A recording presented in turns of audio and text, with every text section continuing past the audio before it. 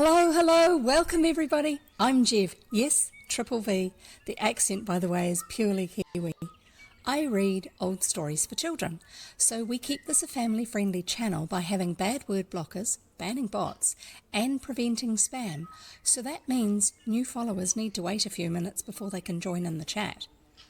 Since these stories are so old, they're now in the public domain, which means they are free to read for anyone and by anyone, the way many Christmas songs are.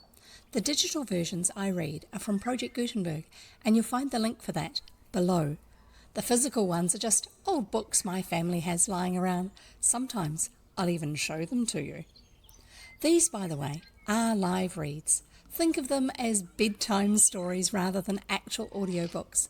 You get the benefits of my mistakes, distractions, explanations, and terrible attempts at accents, along with plenty of chat and interruptions as we find out about things in the story. If you need to do work or chores, then that's fine. Just come and lurk. Please adjust your volume to suit. There are captions available if you have to be quiet or you have hearing challenges, but be warned, sometimes the captions aren't always that accurate. I am a member of the Codex, an awesome group of reading streamers on Twitch.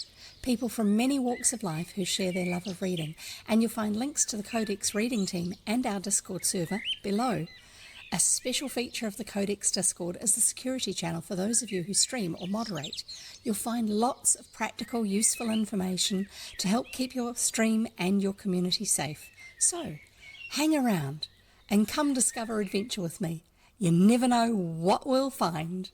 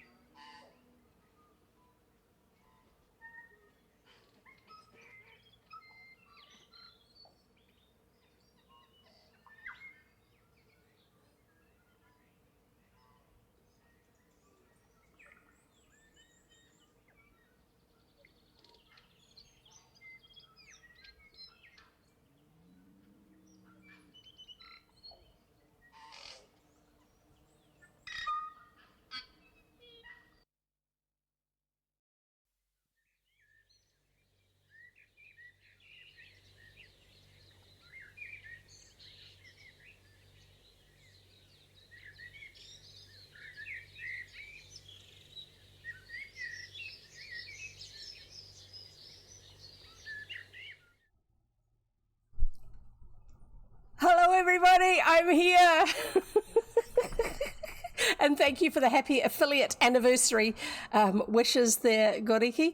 Yeah, I don't think I did anything that I was supposed to do with publicising that, because headaches, not migraines, yay, really, really big yay that it's not migraines, but still not really my idea of fun.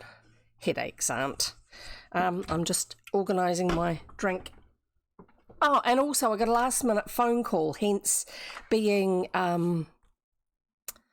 not really quick on the starting soon screen. I'm just going to put a sleeve over this can.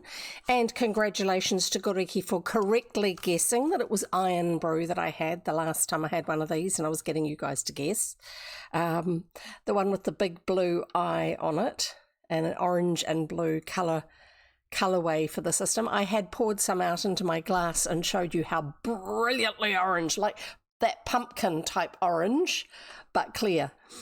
Sort of like almost radioactive orange, if there's such a thing, because it's Iron Brew, spelt IRNBRU, and it's Scottish. And thank you for the happy affiliate anniversary wishes there, Starwitz Show. That's appreciated indeed.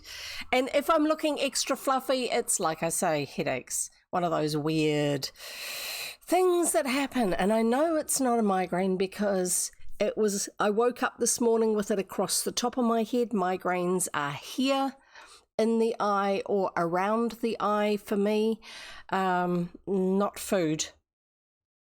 Lack of food causing a headache? Oh, no.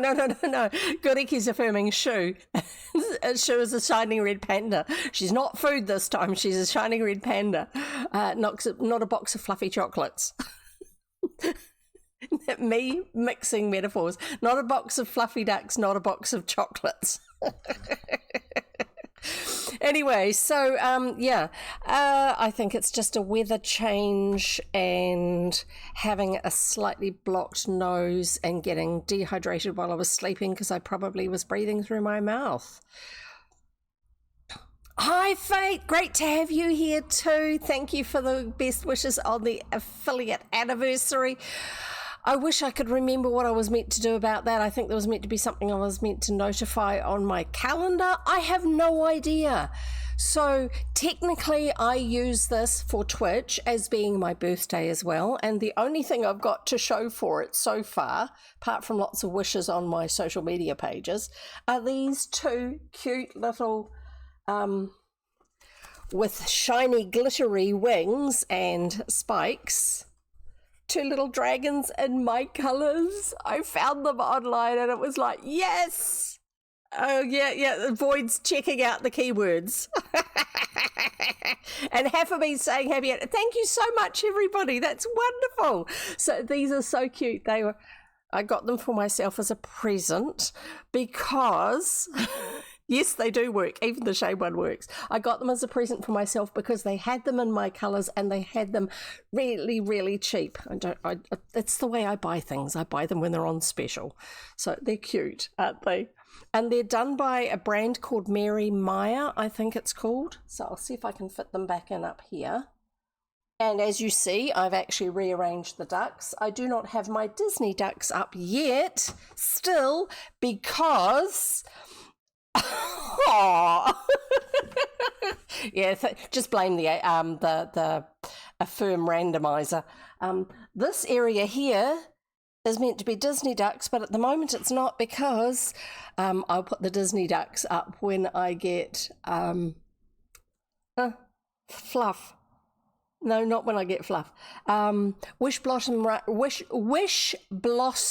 Ranch is releasing on Steam probably for me tomorrow morning at about 3 o'clock in the morning or something silly like that. Yeah, no, it's got a whole lot of... Sorry about that, Void. What happens is the whole lot of two halves of statements it can choose, and it was meant to be sayings, as Goriki says, from a game called I Love You and I Love You Too. When you finish the missions and under the at the same number of moves or less than their goal. If you just finish the missions, it doesn't actually give it to you. I found that one out the hard way. So yeah, it's just a randomizer. It just goes through and picks two halves of statements and then puts them together for you.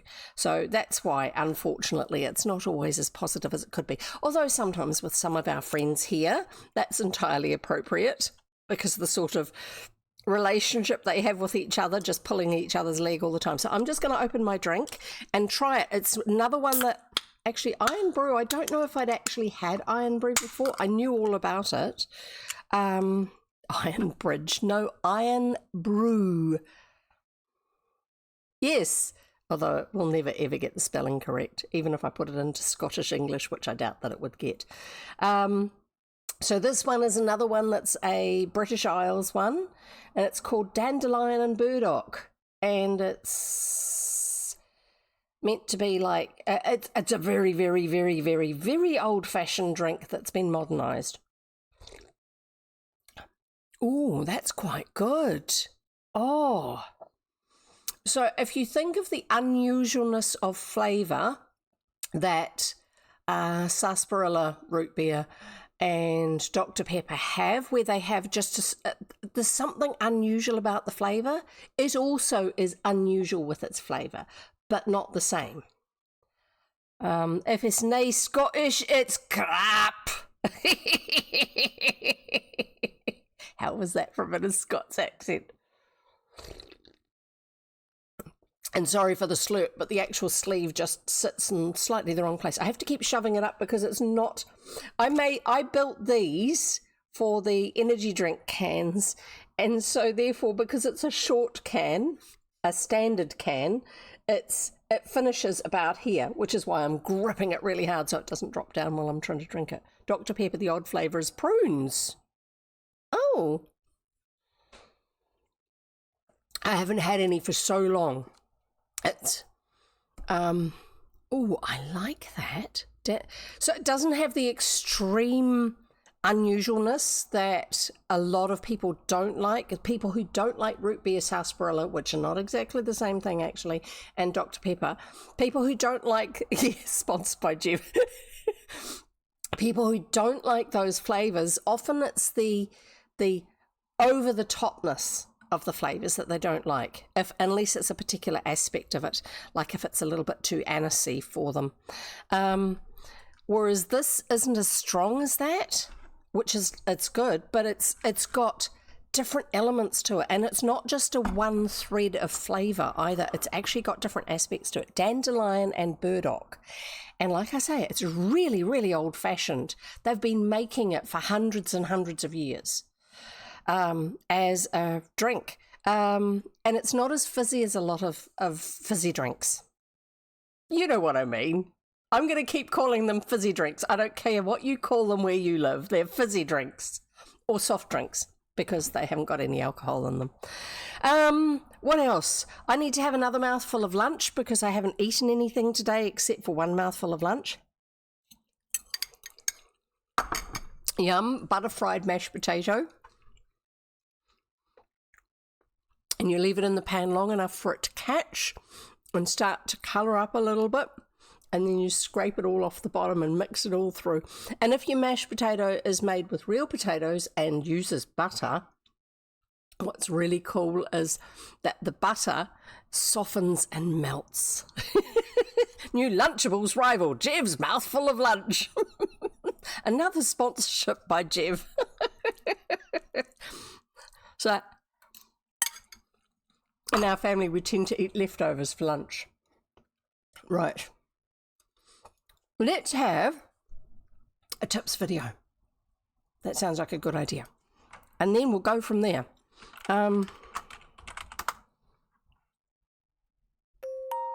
yes, I've got a thing for that.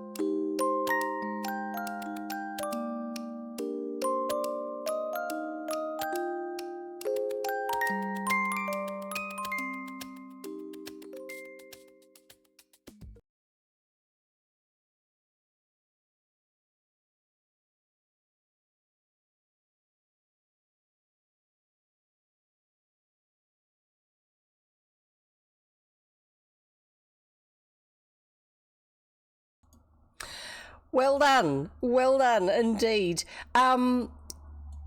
Yes, it is large enough to fit Twitch dimensions. I think I must have, when I was tinkering with something in the background, actually just made it a bit smaller or something. I can't remember why, but I have actually realized what I can do, because if the overall dimensions of a video that I play, if it's one of a selection that I play and I'm using the same call source in OBS, then some of them may be bigger than others, because some of them may be 1080, some of them may be 720, whatever. I stream in 720 now because it means that my computer copes with it better. And also, there's hardly anybody who would watch the sort of thing that I do in 1080 just because it's whatever. Yeah, no, I understand. That's okay. Oh, ads. Yeah, I'll explain that again in a minute. What else was I going to do that doesn't need to randomly be spoken about while we're actually running out? Because it is appropriate to actually talk about it when you can hear it. So I'm going to write on here, now that I can see them, the words. So this one's water, because it's the blue one. It'll help me to remember it. See, I put the tape on.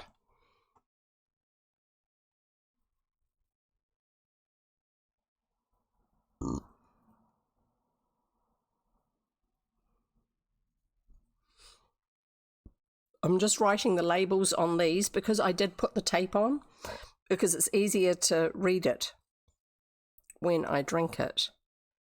And I also realised, because of the fact that I do shame on the shame bottle, at this orientation, it's actually a lot easier for you guys to see it, and I can fit the words in better. So I thought, well, I might as well do them all this way now that I've got these new bottles. So there's water. What I was saying was that if you use the same source to pull a bunch of different videos from, and the videos aren't all in the same size, so some of them are in 1080 and some of them are in 720, then they will fit onto your layout slightly differently depending on which one you have actually set for size in your layout in OBS. And I've realized that there is a mechanism which you can actually set it up so that whichever one plays through it shows to an absolute, all of them show to that same absolute size. It's like on the text section, it's using the text extents, I think is what it's called. I just have to dig for the information. I'm not going to do it while I'm live. So that was what I was saying when I totally missed the fact that it was ads, but thank you very much. Yes, I'm happy to have that on there. So I tried to make sure it was in a place that wasn't going to be overlaying the text that you put in there. And thank you so much for doing that that video for us, Void. This one is rocks. Just have to get the pen going again because I've left it blank a little bit long. I was going to do these before, but I needed food more than I needed to write this on. And also, I mean, this is just part of me doing streaming, so it's no big deal if you guys see me doing it. I mean, I know you're seeing me eating, but you wouldn't have been seeing me cooking because that's downstairs, isn't it? Oh, speaking of cooking, maybe we're almost due for another cooking stream sometime.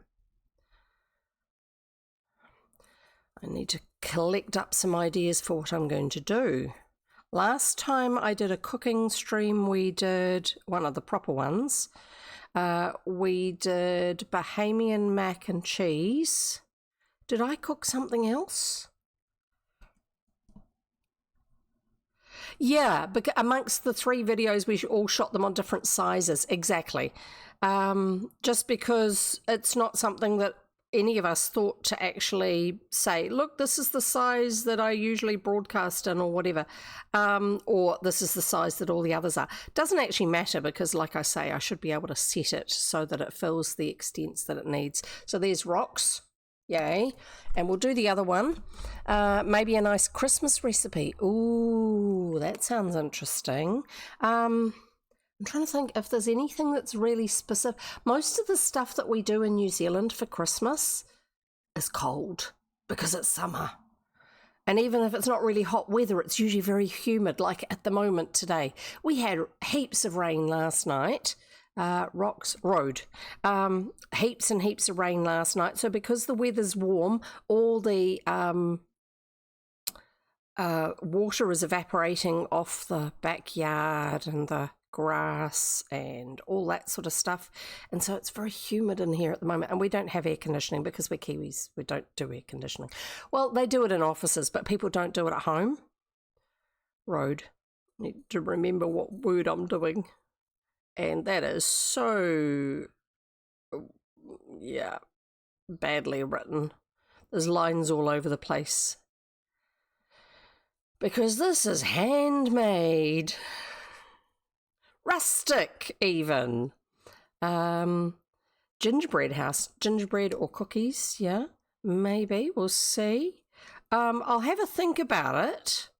And I'll try and see if there's something I can do that's specifically either New Zealand or unusual for all of us, as far as I know. There you go, there's road, and that one's done too. And I remembered to make sure all of my water bottles were filled, even shame. So, pen can go away. I had a phone call while you guys were having the intro section. That's what the other thing I was going to tell you. And it was from one of the others to do with the donkeys. And she had been along to do some stuff. She used to be a librarian, so I'm just moving things because they're in the way of my monitors. She'd been along to the library to do some stuff because they'd asked for a book. She was going to show them a book. I can't remember. And apparently they want me to go and read my stories along at the library, which will take all of 10 minutes, half an hour. Won't take long anyway. And they're really excited because their library is the one that's mentioned in the story about the Christmas refusal. They were so excited about it. And they are officially requesting it through the library central office, which I don't know if the library central office is actually going to authorise it or not, because it's not available through standard publishing, which is usually what libraries do. But because it's specifically to do with their own branch, they may be able to. I don't know.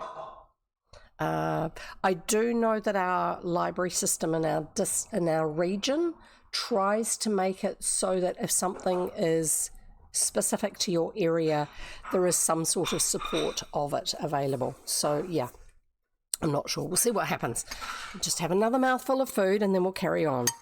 I could buy a kit for a gingerbread house and we could all laugh and point at me failing badly at that, and when it breaks we'll find some plastic dinosaurs or dragons or something to look like they're invading and taking over and breaking everything, or they're trying to rebuild it.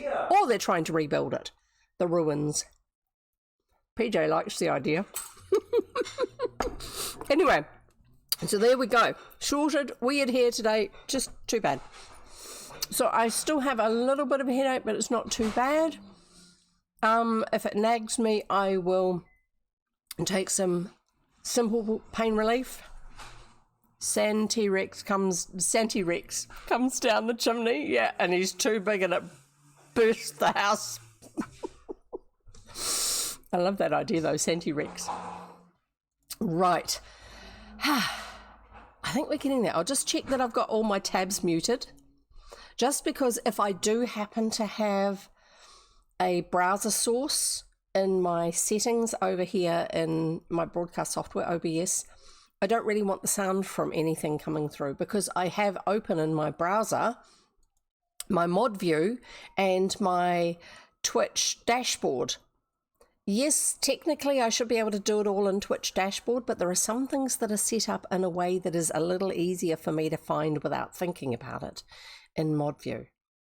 And then there are some things that are set up a little bit easier for me to find without thinking about it in Twitch dashboard. I don't know why. I would like to smoosh them both together and then just have the one tab open, but the columns and sections and stuff, yes, I did wobble my desk, which wobbled my camera. Wouldn't have enough room for all of the bits and pieces in them. That's probably why. Right, so we're reading a book. we're reading The Hardy Boys, The Secret of the Caves. Have I got anything else that's going on to do with my anniversary? I don't think there is. I think the only thing that Twitch provides is that party hat thing. So I've been here as... Thank you. I'm trying to think. It's 2025 now. I think it was 21.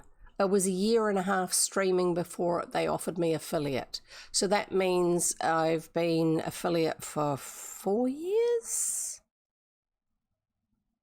I think. Something like that. So thank you very much. And thank you for any well wishes otherwise. So, oh, did I show you this last time? Look, I got a cute little coffee pot. It's a real one. It's a proper little mocha pot. Not mocha as in the drink that's coffee and chocolate, but mocha pot, that style of pot, M-O-K-A, is used commonly in Italy for making coffee on the stovetop. And we used to use one on the boat, just because you can use it on the stovetop. Otherwise, it was boil water in the kettle, pour the water in, let it cool down slightly because I don't like using boiling water, and then chuck in a heaped teaspoon of coffee grounds, which everybody goes, ooh, yuck. Well, no, you don't actually understand. You haven't heard the whole story yet. Then what you do is you give it, once they look wet and they've got a little bit of foam across the top just because they're releasing gas out of them, you give it a gentle stir. You swish your spoon so that you get most of the grounds off it, take it out, and leave it. Leave it to sit until the coffee grounds get saturated. And what happens is as they are getting saturated, they are releasing that lovely coffee flavour into the water. It's just seeping out and infiltrating all the water. And as they get saturated enough, the coffee grounds drop to the bottom of the mug. This is why you use a glass mug, one that you can see through. Strong coffee, yeah. Actually, it's not too bad. The mocha pot you can do a lot stronger than you can with the cup, straight in the cup method. Anyway, and you leave it until they settle to the bottom. There'll still be a few on the top. You can then give it another gentle stir, and most of those will. It's just the surface tension on the top of your liquid, and then you just gently sip it. And it doesn't need milk in it because it's not super strong. It's actually not pleasant when it's super strong done that way. And you just sip it and take your time. And when you get to the bottom, you don't drink that very last bit. And you're not gulping it back. Therefore, you're not swishing it up enough that you get all the grounds to come up from the bottom into a big cloud. It's like drinking old-fashioned New Zealand cup of tea made with tea leaves in a teapot when you don't have a tea sieve because you come from a family that are not posh, because only posh people used tea sieves when I was growing up. That was what we thought anyway. It was also something where it was an extra you had to go and buy, and if you didn't already have one, you couldn't be bothered because you knew how to drink your cup of tea to leave the tea leaves in the bottom, even if it was actually a ceramic cup, not a glass one, and it had milk in it. So therefore you couldn't see the tea leaves and what they were doing. You just knew to leave that much in the bottom of a cup of tea, and you didn't tip it hard when you were drinking before then, so the tea leaves just stayed settled in the bottom. Made so much sense.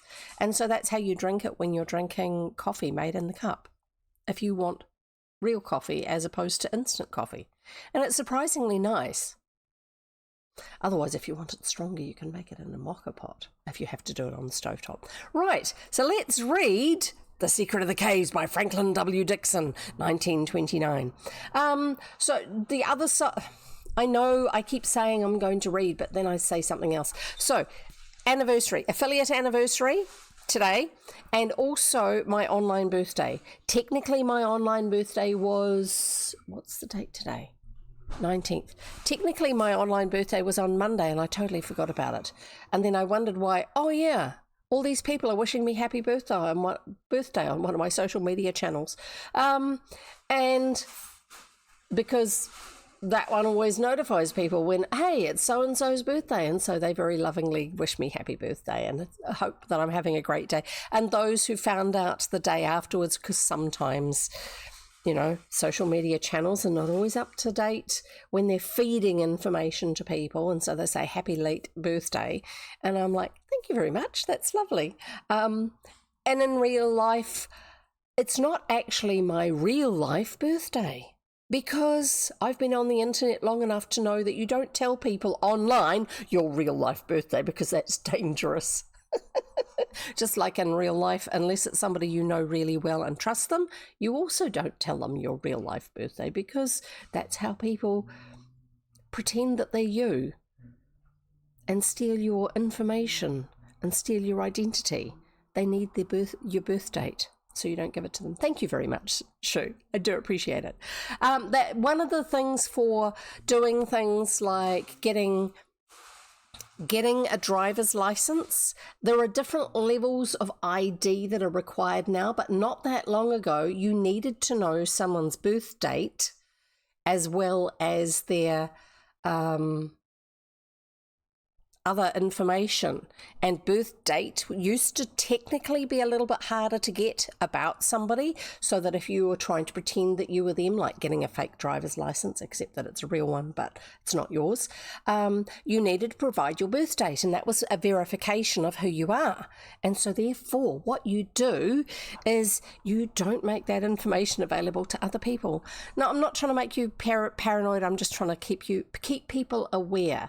Do not tell people you don't know in real life that you real life trust what your actual birth date is. So that's why for a very long time, very, very long time, I have not used my IRL birth date for online things. It is funny though, when you get so used to using your online birthday for online stuff in general, that you have an appointment with someone in person and they need to know your like a doctor's birthday, or the tax department or something. And you give them your online one and they're like, no, that's not correct. and then you go, hang on a minute. So the bit that the captions didn't get was you give them your online one and they go, oh no, that's not correct. So yeah, that. Yeah, he says he thinks it was the bank. You get so familiar with it because some of us spend all of our time online. Shh, don't tell others. So you're not meant to be paranoid, you're just meant to be careful. That's what that's about. So I actually, all of Jeb's streams are dietary, 2 hours of stream, but only 47 minutes of content. Yes, exactly. You got it. But how much more do you learn along the way? How much more do you learn along the way? And I'm just reiterating what he said because you may not have caught that one. What? You weren't even No, I was repeating, not reiterating. That's true. He had a mouthful of food that time. The captions definitely wouldn't have caught it. So Goriki says, I was in a bookstore yesterday and I overheard someone's grandpa talking about the pop-up he got on the phone, which was an obvious scam or advert. His wife tried to help him, but they weren't quite getting that it was fake. Oh no, that's really hard. One of the things I am quite relieved about is the fact that my elderly father, who used to use a mobile phone a lot for texting people and then sort of got out of the habit of it because he lost his phone. No, I think he just wasn't using it because the person he used to text the most had died.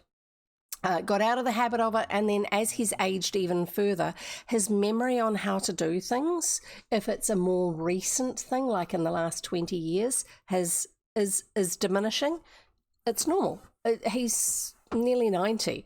So because of that, when somebody said, when we started losing copper as a phone line system in New Zealand, they said, I really wish that all the old people would hurry up and learn how to use a mobile phone, because then it would solve all these problems. Because I was looking for a simplified phone or a replacement for a copper phone line phone.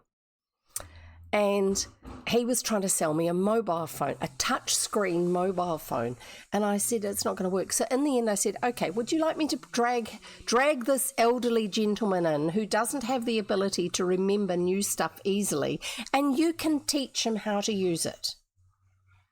And the guy looked at me.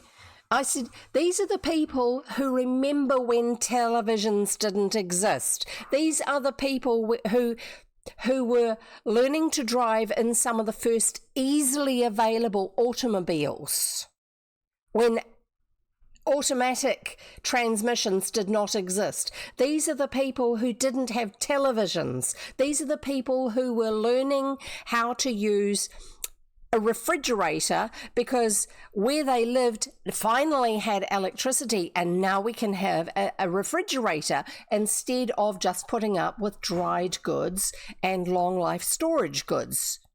You want me to teach them how to use a mobile phone? You can show a bit of respect. And the guy was just like, oh my goodness, I hadn't thought that far through. And I'm like, he didn't say it, but you could see it on his face. I wanted to slap the kid, showing his ignorance. No respect whatsoever. Sorry about that. There you go. There's your rant for today. It's a pop-up that I'm sure we've all seen. Your phone is full. Click to clean up. Yes. My grandpa is big into technology and was one of the first to buy a home computer. Yeah, definitely. Shame. That kid, definitely. Remember when they used to write on slates? Yeah. Well, the thing is, even if technology was around for things like television reasonably early, not everybody had it. Most people where I live didn't have it. There was one person in the district that did. And I remember Dad saying that they went and actually spent, he invited a bunch of local families to come up and watch some important announcement on this television because he was the only one who had one. I needed that water. Yeah. The thing is, I used to go to various museums and they would show things and I'd be like, why is this in a museum? Did Jev's school have cave paintings? I think that didn't go through to 8 Ball just because you were replying. But I remember going to museums and looking at stuff and going, why on earth is this here in the museum? This is just normal stuff. You know, it's in the shed, it's in the backyard. But in reality, I then realised that a lot of the younger ones didn't have it. And yes, there are phones. Thank you for that link. Phones for teens and seniors, good. There are phones that supposedly are quite useful for elderly people who have visual issues and slightly shaky hands, and so therefore a little tiny thing on a screen doesn't work well. So yes, you can make your normal phone so that the display is 125 times bigger, but that sometimes overflows things off the screen edge and you can't get to them. I know that because I've done that for somebody else in the family. 8 Ball, are you evil?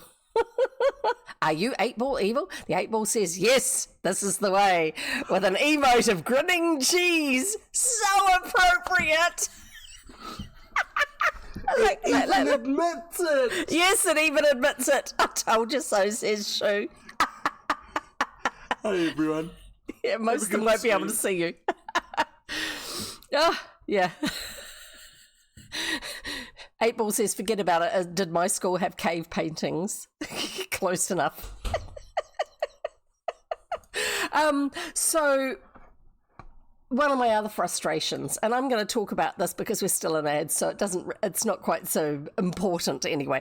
One of my other frustrations is there are some adaptive technologies for elderly people and people with visual limitations and movement limitations like tremors, like screens that are phones that are designed for people who have those limitations, so everything is automatically already made simpler and bigger.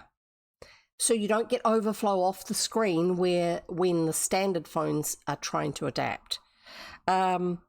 Unfortunately, they're usually silly expensive because apparently if you want to have age and visual limitations and accuracy of hand movement limitations, that's a luxury. Therefore, you can afford the luxury of a specialised phone. I was going to get one for my dad. It was going to cost $500 for a dumb phone. I taught my mum how to send a phone photo that she took in messages today. Excellent. Excellent. And if she uses it often enough, uses that ability often enough, that function often enough, she will remember it and keep using it for a lot longer. That's the big thing. Depends on where you are. I'm talking about basic phones. Basic phones where the equivalent in a cheap touchscreen phone would be under $100 in New Zealand. So it doesn't have any extras. I know you can get much, much more expensive phones than that, but when you're saying this is a normal phone in this price range, and this is one that's adapted for older people that does the same things, and it's 5 times the price, yeah, that's price gouging. That's not appropriate. Anyway, let's carry on. How about we read this time? My phone costs more than that, but it does a lot more than that. And the thing is, if you've got someone who gets confused easily, you don't really want them to, stick it to them. It's me. You don't really want them to have access to a whole lot of functions that they might accidentally land on and break the software, basically, because they keep on stabbing at things that they shouldn't. Yeah, because that is what we do when we get to the stage where we can't necessarily remember how to do something. You keep poking at it. The number of times that I've had to, or PJ has had to, use certain older family member has 2 remote controls, one for their television, one for their Skybox, because we use Sky or Freeview, which uses the same sort of system in New Zealand rather than cable. We've never really had cable in New Zealand. Okay, so Skybox. So you've got 2 remote controls, and one of them you turn the TV on. Everything is normally set to the sort of things that you want it to be set to, and then you do all your channel changing through the Sky remote, because the Sky remote in the Skybox, you also have access to the Freeview channels, which are some of the ones they want, as well as the Sky ones. And they also do their volume control through there. They change their channels through there and stuff like that. But unfortunately, what they sometimes do is they turn it off using the Sky remote instead of the TV remote. They need to be turning off the TV remote. And so they turn it off with the Sky remote, and then you get a little wee script on the screen that says no signal, no signal, no signal, because it uses the antenna of the Sky dish to provide the signal to the television. We're getting very technical here. And so they start stabbing at buttons. And one of the buttons they hit is the source button, which is actually the right one for different things. The source button that says this is where you are getting your signal from. And then they keep stabbing at buttons, and it starts giving them visual snow because they've landed on an input that doesn't actually have a signal coming into it, but it's got nothing plugged into it either. And then they panic. And eventually they find the power button and actually just turn it off. This is all done on the normal remote, not the Sky remote by this stage. And so it's just a matter of going down there, making sure that the television is turned on, making sure that the Skybox is turned on with their 2 power buttons, and then choosing on the television remote which source it's meant to be.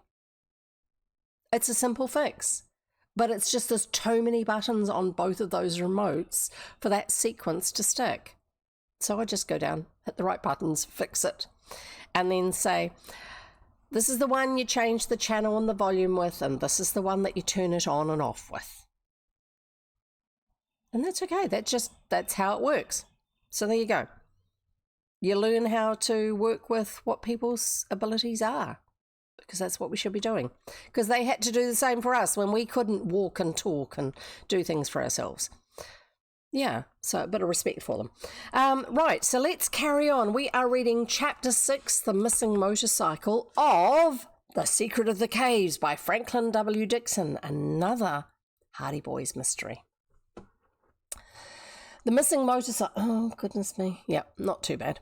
I wish I were a boy, sighed Callie Short. Now remember, this is back in the era where there were strictly defined roles for boys and girls. We are not going to worry about whether or not they were fake roles or true roles. We're not going to worry about whether it was appropriate or not. This is just the way this book is written. I am so glad that we are not stuck back then, regardless of the fact that life might have seemed a lot more innocent back then and be less complicated. I like the fact that I can be me, not what society deems I have to be. Although there are still more subtle versions of that still happen. So we'll carry on and we'll just use this because this will be an aspect of importance to the story, the roles that are expected of these characters, if she is saying this, probably. I wish I were a boy, sighed Callie Shaw. Iola Morton looked up from her ice cream soda. Me too. It's tough luck that you're not, said Joe Hardy. We'd like to have you along on the trip with us. And that's the other thing, is you don't tend to do overnight stuff when you are girls and boys together back then because, oh, naughty. Only shooting stars break the mould. It's tough luck that you're not, said Joe. We'd love to have you along on the trip with us. Boys have all the luck. Girls have to stay at home. I was at a transition stage in society, thankfully, where because of living rural and because of having parents that weren't alternative in any way whatsoever, but they understood the importance of who you are. So they didn't try to make us into something we didn't fit. So I did technical subjects at school, even though girls didn't do technical subjects at school at that stage. Generally speaking, in rural areas. I was what was considered to be a tomboy, and that was fine because my parents had grown up, one of them in the hills of West Auckland, which was rural, but it was right on the border of the city, and then the other one grew up on farming country where people just had to get in and do the job. And so, if you can do it, you can do it. And that's great. There's so much freedom in that if you grow up in that sort of a family background, which a lot of people didn't have. But I had it, and it was fantastic. So like going to work with my dad. He was a carpenter, so I would hang out on building sites when it was school holidays. I would help out. I would get pocket money for cleaning the sawdust out of the cutting room, the room where you had the big electric saws for cutting wood to build a house, all that sort of stuff. And it was brilliant because it meant that I had, when I wanted to do technical drawing at school, they didn't have any problem with it. The school wanted me to do French. Oh, you're clever, you can do French, because we had 3 choices: French, typing, and technical drawing. You were either clever enough to do French, or you weren't. And if you weren't, then you did either technical drawing or typing. And girls did typing and boys did technical drawing. There were a few girls who did technical drawing, but usually just because they were sort of like, yeah, I'm not doing that. I don't want to do typing. Not because they were interested in what they were drawing. Anyway, so I did it because I was interested in what I was drawing. And I thought, well, if I need to type, I can learn to type in night school. Because you could do it as a night school class. And I did, but not at night school. And it's less of a girl subject now because everybody uses it on computers. Right, so I understand their frustration. But yeah, I'm so glad I grew up when I did, not when they did. You're so lucky. My options were French, German, or Spanish.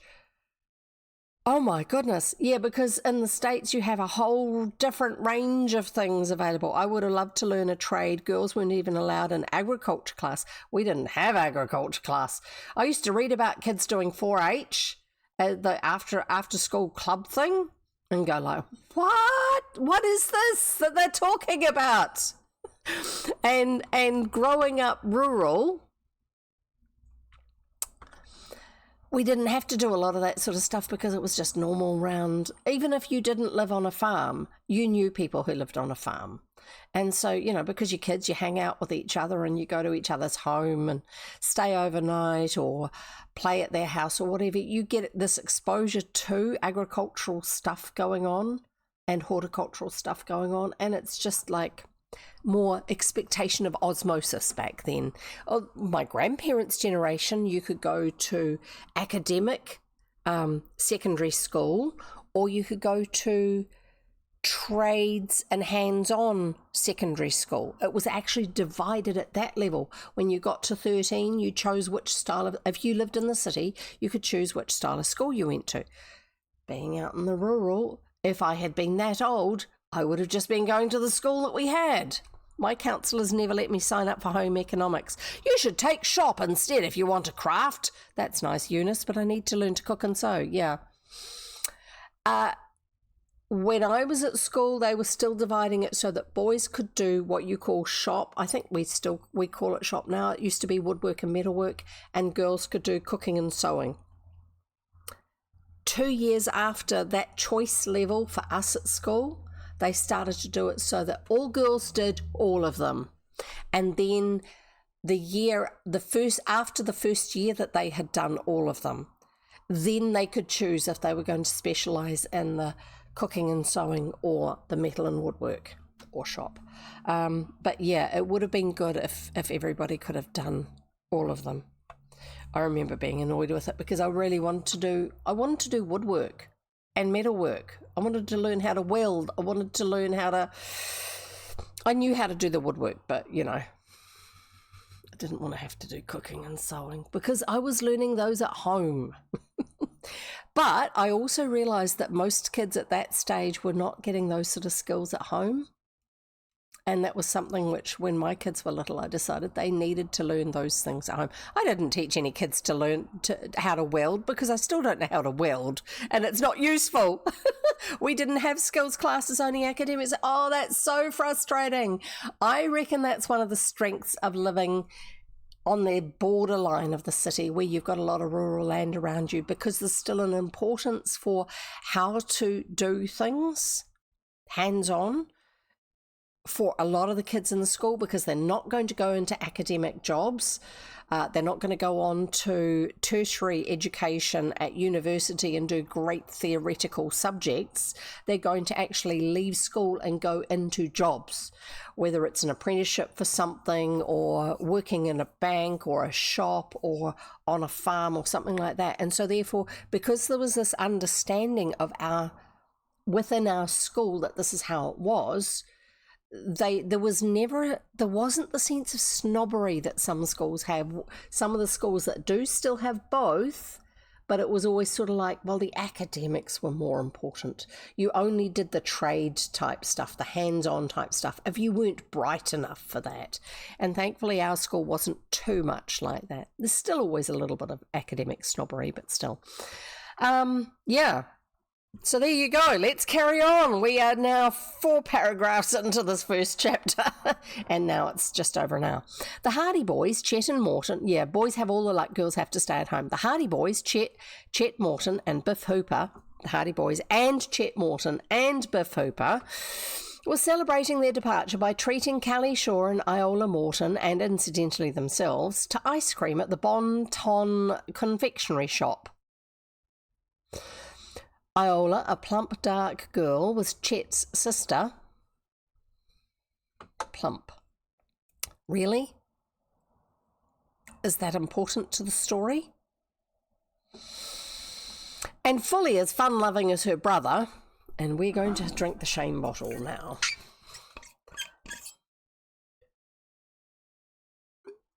Yes, thank you.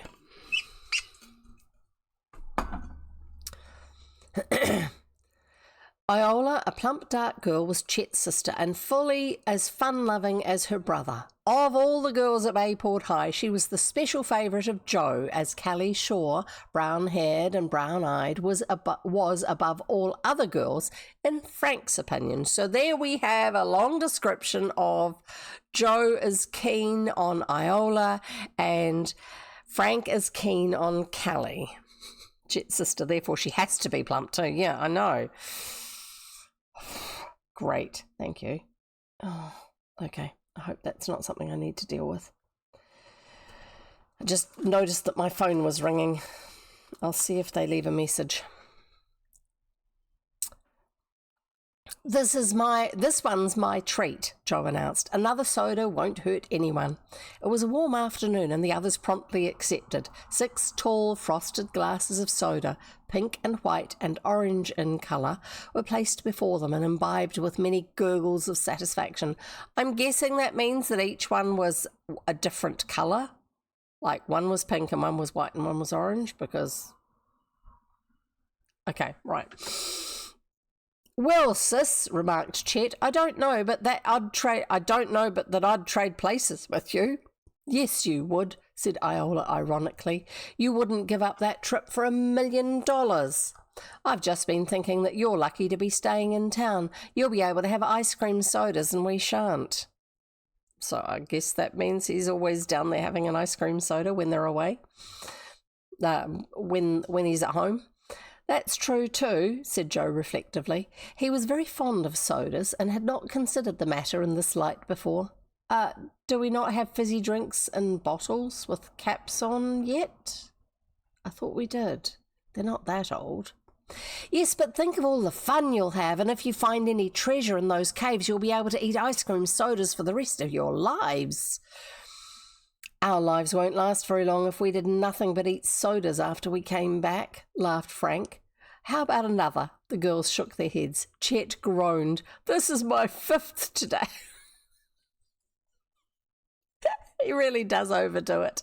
My 5th today. I could take another, but I wouldn't have any room left for supper. Guess we'd better quit. There must have been cheap drinks back then. We'd better, agreed Biff. If you're sick tomorrow morning, we'll start without you. The thought of this possibility drove all desire for another ice cream soda from Chet Morton's mind. So ice cream soda, I think, is when it's ice cream and then you have fizzy drink poured through it and gently mixed. Sometimes called a spider in New Zealand, or an ice cream float. I'm not sure. Ice cream soda. Sounds like soda implies drinkable, but ice cream, yeah. The thought of this possibility drove all desire for another ice cream soda from Chet Morton's mind, and the boys and girls left the Bon Ton. As they would not be seeing one another again before the start of the trip, Callie and Iola said goodbye to Biff and the Hardy boys. We'll miss you, Callie assured them. The town won't seem the same without you. How long are they going away for? It won't be either, grinned Chet. It'll be a lot quieter when we clear out. Our house will be quieter at any rate, Iola agreed. It'll be a relief when you're gone, Chet. That's a sister for you. 1920, the US Census reports more than 5,000 bottling plants existing in the US. So by 1929, this should have been very common. Yes, have it. I'm guessing it's because of the fact that it's an ice cream soda rather than, as they've described, most of the rest of this chapter where they're just talking about having a soda. So it's the ice cream part that's going to be missing, I guess. I know that with the Swallows and Amazons books, which are set around the same time but written slightly later, they would have fizzy drinks. They would have ginger beer. And they talked about it as being, because the kids were pretending they were pirates and stuff like that, they talked about it as being grog, you know, like a bottle of grog, pirate type drinks, sailor drinks. And they used to take them with them when they were going sailing in their little dinghy boats. Little sailing boats that were dinghies.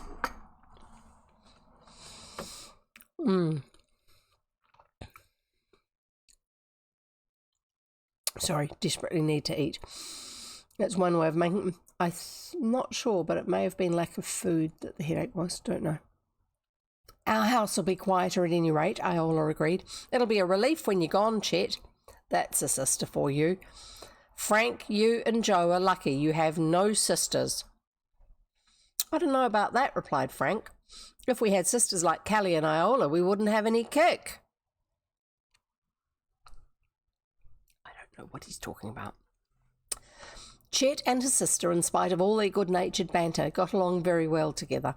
So, with much laughter and good wishes, the friends parted, and the Hardy boys went home to finish their packing. Next morning found the four boys bowling along a country road leading out of Bayport on the first stage of their journey to the caves on the coast. Further down the coast. Greatly to their disappointment, Tony Preto had been unable to come with them as his father needed him, which we had been warned about. Biff, Hooper and Chet rode together. Frank and Joe, of course, had each his own motorcycle. It was an ideal summer morning, cool and bright. The boys carried their blankets and cooking utensils, but they'd agreed it would be best not to carry too many provisions, as food could be purchased along the way as needed, because they're going to be going through little towns and villages, so they'll be able to stop and get groceries along the way, and maybe stop at a farm and get some milk or whatever. This won't be our first experience searching through caves, called out Frank, who was in the lead of the little procession. It'll be old stuff to you chaps, answered Biff. I sure wish I'd been with you when you were going through the caves below the shore road. He referred to the experience of the Hardy boys when they were in search of the automobiles that thieves had hidden in secret caves beneath the cliffs along the shore road above Barmet Bay, which was the previous story. By the way, said Chet, did you know that one of that gang of rascals escaped from jail the other day? What's with these jails back then? People seem to be escaping all the time. Oh my goodness. Sorry, drink.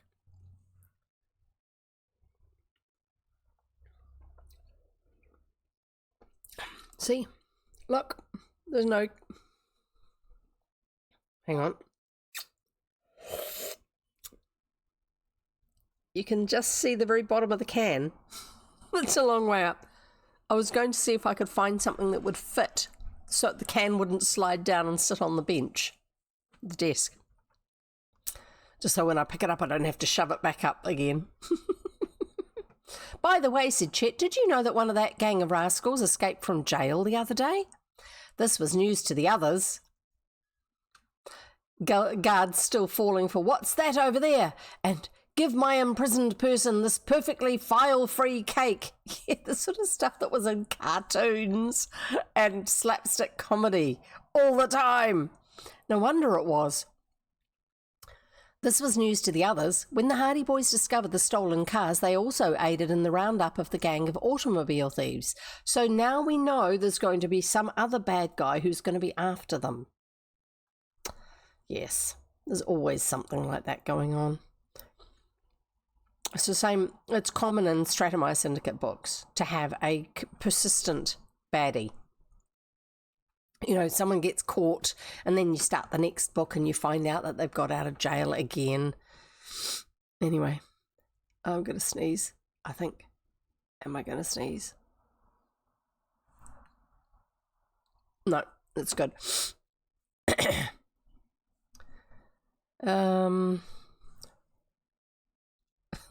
Yeah, no, we don't have a command for that one yet. When the Hardy boys discovered the stolen cars, they also aided in the roundup of the gang of automobile thieves, some of whom had been sentenced to long terms of imprisonment. Others, who had been merely tools of the ringleaders of the outfit, were given lighter sentences in the local jail. Who was that? The one that got away, asked Joe. Carl Shorm. He made a getaway the day before yesterday. The police were keeping quiet about it because they thought they might catch him again before the news leaked out. But he's clear away. Carl Shorm? Exclaimed Frank. He was one of the chaps who got off lightly. And to my mind, he was one of the worst rascals of the lot, said Joe.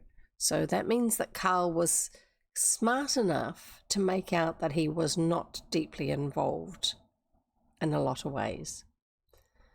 He's at large now. They haven't been able to trace him. He's a tough bird, all right.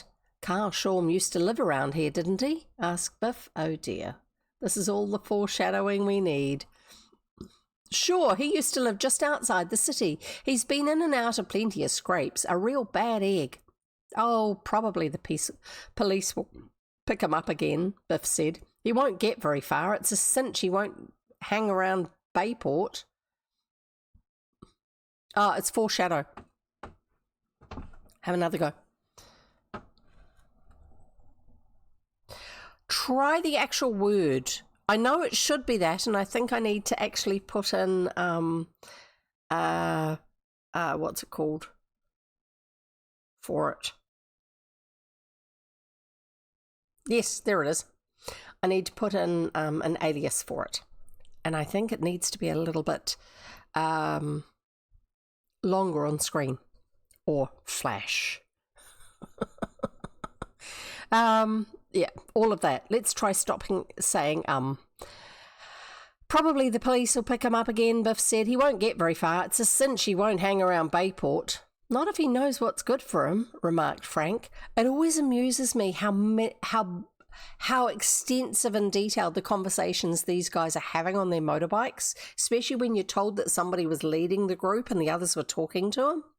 Have they never been on a motorbike, especially the really old ones? They're very noisy. You certainly don't talk secrets when you're on a motorbike, talking to other people on the other bikes. Yeah, I don't think that this would be realistic.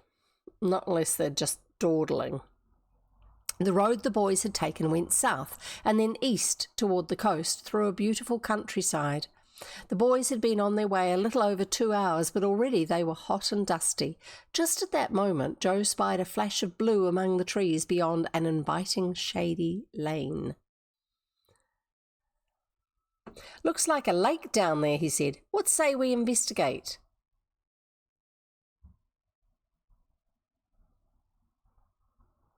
Bayport is on the shore.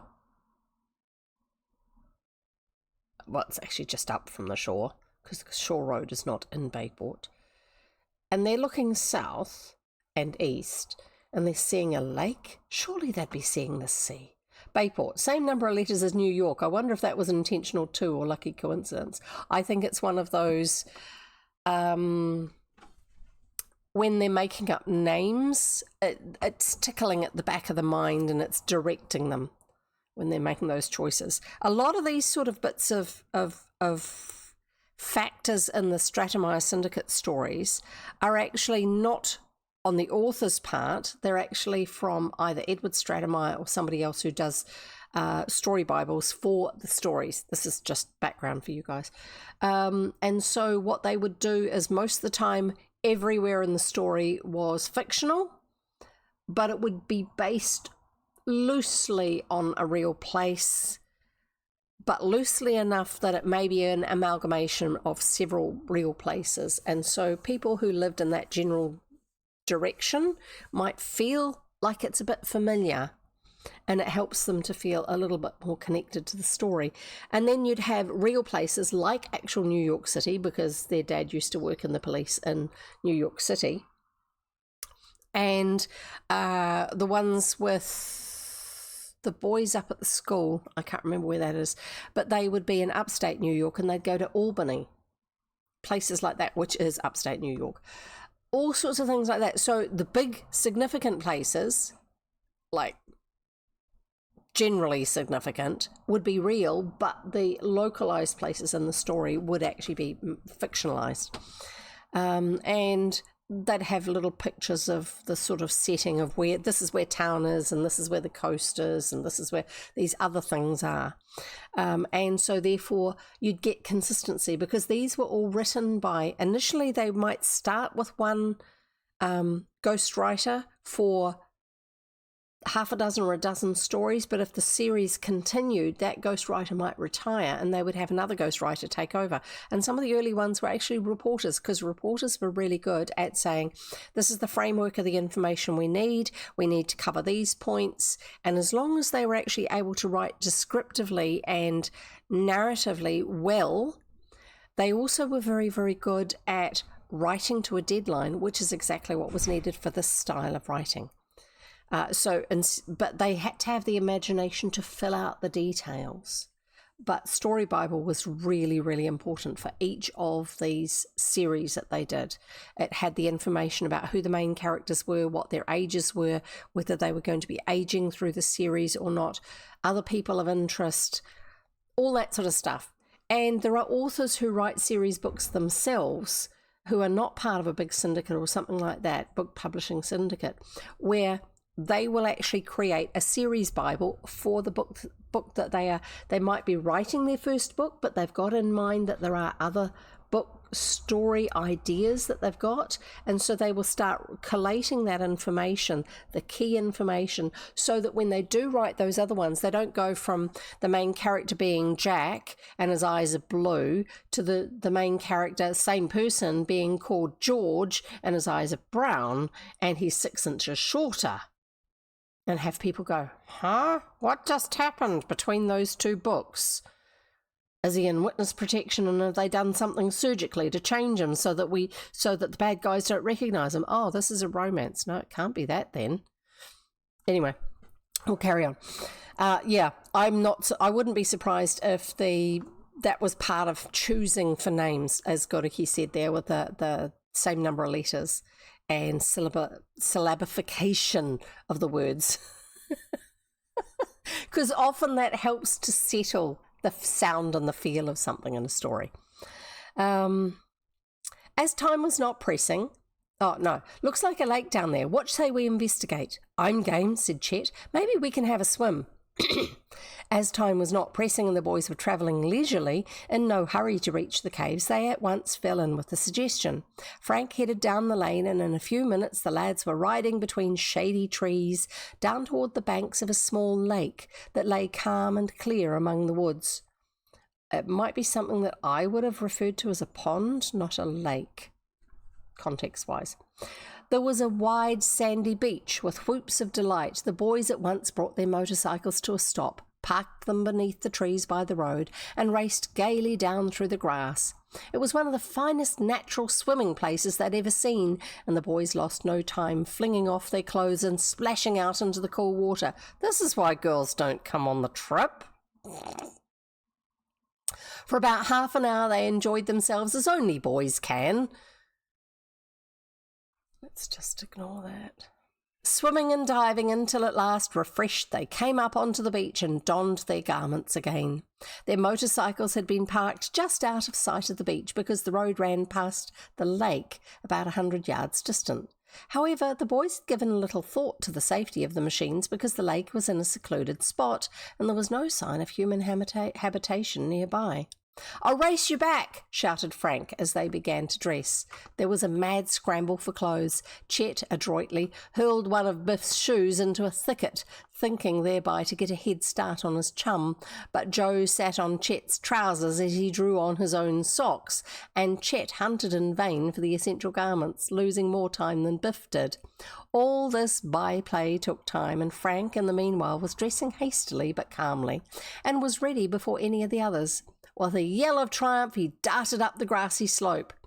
Joe was next. Shoelaces dragging, he set out in pursuit. Chet did not even bother to put on his shoes, but hastened after, his shirt open and hanging on to his trousers with one hand while he fastened his belt. Biff, plunging about in the bush in search of the missing shoe, was last.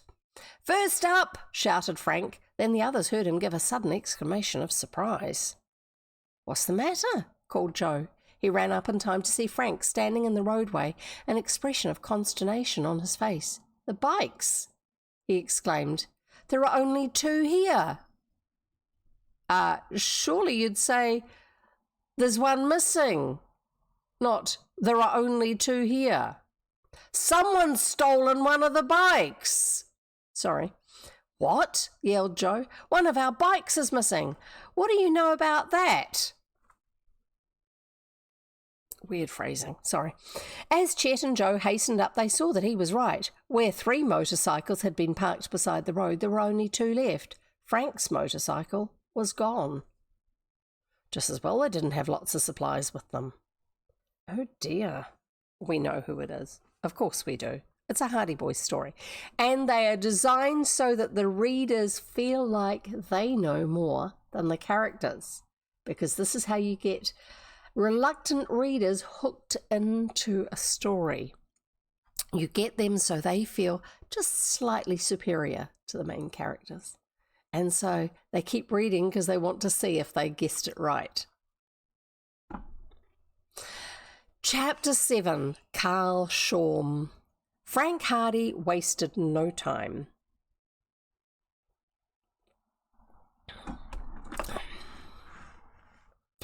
That is nice. I'm going to have to keep an eye out for that particular variety again.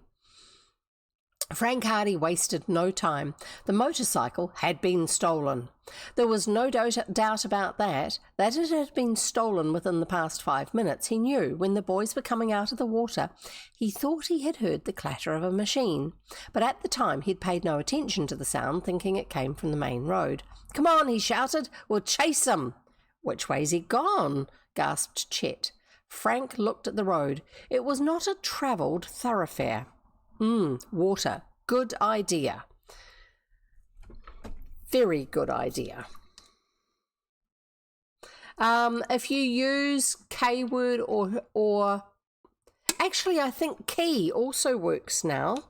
If you use keyword or key and then write which of the words it is after a space. Let's just adjust this. Keywords.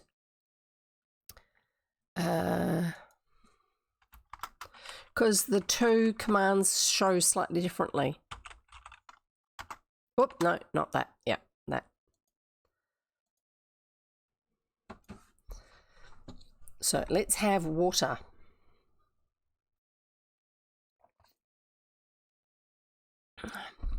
Unless you're doing that as hydrate, I'm not sure, which is a redeem. I'll put that one out of the way. But they were in the water, yes.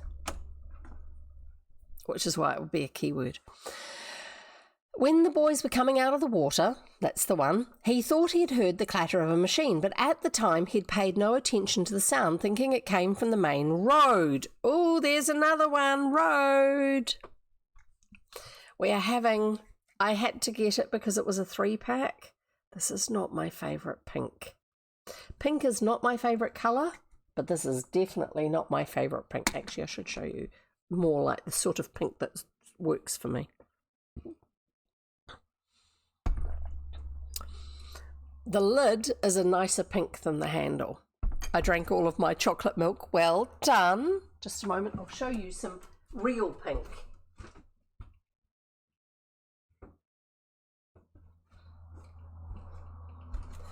I understand that people have different tastes.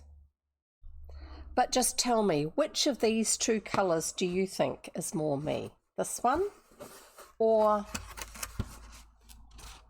this one? It's a hard choice, isn't it? Have to think really hard about this. This pink or this pink? Bright pink, definitely. I don't tend to be a quiet person. I used to think I was. I'm not. I know that now. Took me a long time to figure that one out. Anyway. "Come on," he shouted. "We'll chase him." "Which way is he gone?" gasped Chet. "I like bright pinks and magentas." "Yes, definitely." "Which way's he gone?" gasped Chet. Frank looked at the road. It was not a travelled thoroughfare, and weeds and grass were in the ruts. It was impossible to see any sign of the tyre tread, so he probably actually drove along the grass down the middle strip. "Joe and I'll go ahead," he decided. "Chet, you and Biff go on back to the main road on your bike. If you don't get any trace of him, wait for us." He sprang onto Joe's motorcycle and his brother leapt up behind. Biff Hooper was just emerging from the bushes and Chet quickly told him what had happened. "Oh, Goriki says, I haven't had chocolate milk since the bottle I bought at the market at the art museum." Is that because it hasn't appealed or it just hasn't occurred to you? You decided you don't like it anymore, or it's just different? Is there a story behind not having it since then? I don't tend to drink chocolate milk because if I'm going to have chocolate, I want actual chocolate. But I don't mind. I love the fact that other people enjoy it. No story. Okay. That's fine. That's cool. You just haven't had it. I tend to prefer coffee milk than chocolate milk. I was craving it for a week, so I gave in and bought some. Well done. PJ and I had some lime milk. So what happens is there's a specialist milk company in New Zealand that does normal milk, like household, you have it on your cereal and in your baking, but they also do some flavoured ones, and they do, their strawberry milk is really yummy. Their coffee milk is also really yummy. It's not too sweet either, because a lot of those ones are. They also do a caramel milk, which is, if you like that sort of thing, it's really yummy, but I don't like that sort of thing. And a couple of other ones, they do a chocolate milk, which is really, because they use Whittaker's, which is our top New Zealand generic. Whittaker's isn't fancy, but it's solidly, reliably very, very yummy. It's not a luxury chocolate. And so they actually use Whittaker's in their chocolate milk, but they also do one where it's lime, and it's really nice.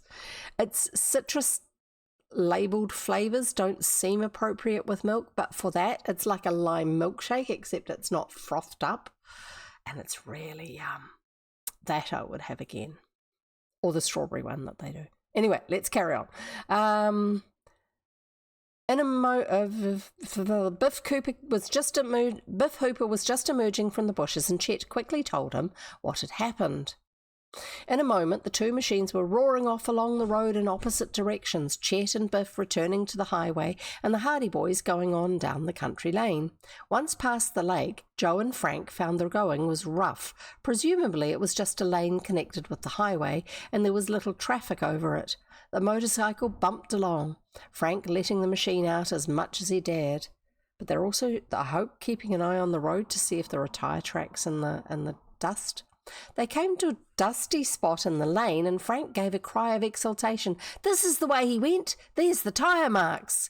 Clearly defined in the dust was the imprint of the tread. The boys knew they were on the right track, but they knew that the thief was undoubtedly proceeding as quickly as they were, if not faster.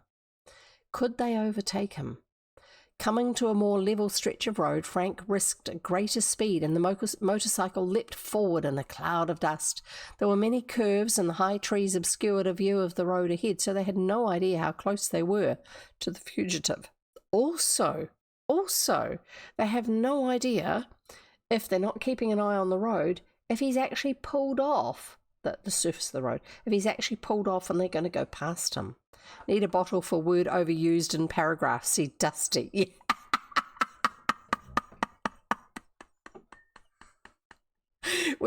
It's like that time where we had all the short stories, and so we had concept words rather than words in the story. And that's where the shame one came from. Sorry about everything wiggling then. Coming to a more level stretch of road, Frank risked a greater speed, and the motorcycle leapt forward in a cloud of dust. There were many curves, and the high trees obscured a view of the road ahead, so they had no idea how close they were to the fugitive. Owing to the roar of their own machine, they could not hear the clatter of the other motorcycle, even if it had been only a short distance ahead. Yeah, I was thinking of that. They could only trust to their own speed and to the chance that the thief had not obtained too much of a start. Suddenly, as they swerved around a bend in the road, Joe gave a cry of delight. In the distance, on an open stretch, half hidden by a heavy cloud of dust, a motorcycle was hurtling toward an expanse of paved highway that lay like a white ribbon far beyond the trees. "That's him!" Joe shouted, but Frank had already seen the dark object ahead.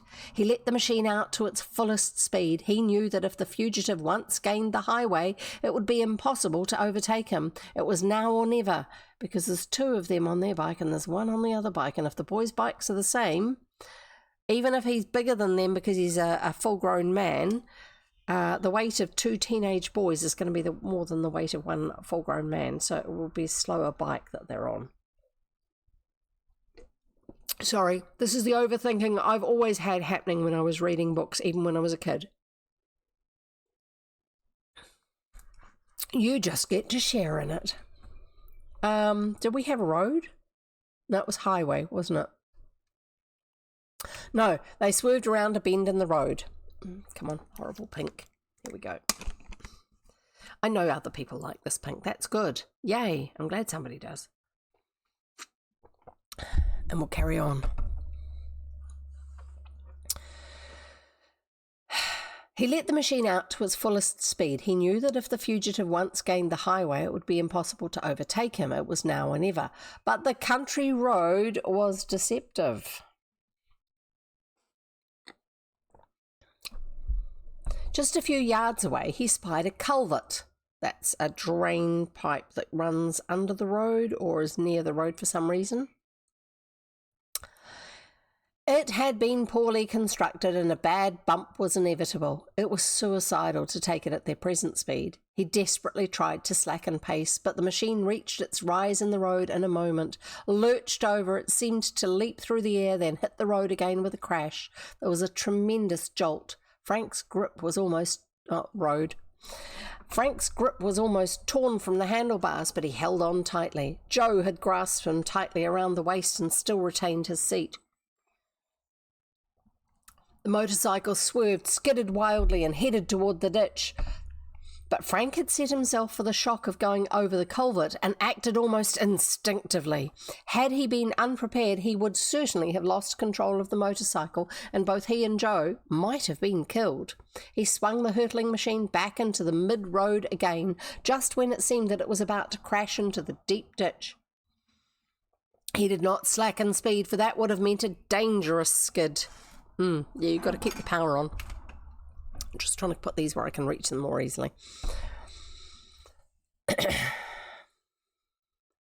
By skillful handling, he settled the machine on the smoothest part of the road again, and it roared on down the stretch. I do hope you guys are drinking all this water.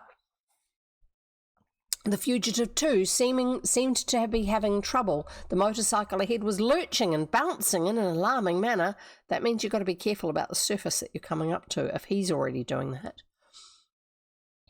And its speed had slackened. Frank's experienced eye saw that the thief had encountered a rough and treacherous piece of road that ran for about half a mile before it met the main highway.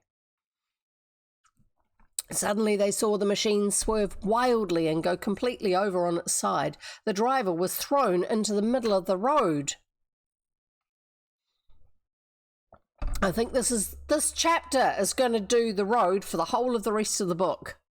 "He's done for!" Frank shouted, but his joy was short-lived. The thief had not given up yet. He scrambled to his feet and returned to the motorcycle, righted it, and leapt into the saddle. The machine, evidently undamaged, bounded forward again. However, the accident had given the Hardy boys a chance to make up ground, and they had gained considerably. In a few moments they reached the beginning of the rough section of the road, and the fugitive was no more than 200 yards ahead. He should have heard them when he came off the bike. The two motorcycles lurched and bounded over the bumpy surface. Frank saw that the thief was not a first-class rider, actually. He seemed to be having a great deal of trouble keeping the stolen machine on the road and did not dare travel at high speed, so the boys had probably had more experience than him. As for himself, he saw that he would have to take chances. He shouted to Joe, "Hang on!" and let the motorcycle out as much as he dared. Let it out, revved it up, went faster. It was a rough ride. More than once it seemed as though they would crash, but they steadily gained on the fugitive. The man looked behind. He saw that he had no hope of reaching the highway. The stolen motorcycle came to a stop. The rider leapt out into the road and ran toward the ditch. Beyond it there was a fence and a high bank of trees. Through the ditch and over the fence scrambled the fugitive. He looked back again just as the Hardy boys drew up beside the abandoned machine, then disappeared among the trees. The boys were at first inclined to follow, and Joe dashed toward the ditch in pursuit, but Frank's better counsel prevailed. "Let him go," he said. "We'll never find him in there, that underbrush, and he might just double back to the road again and clear out on the motorcycle. We've got the machine back. That's the main thing." Reluctantly, Joe came back. "Yes, we've got the machine, but I'd like to lay my hands on that crook."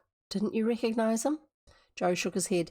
I only caught a glimpse of his face, but it seems to me I've seen him before. We've both seen him before. Where? The Shore Road Gang.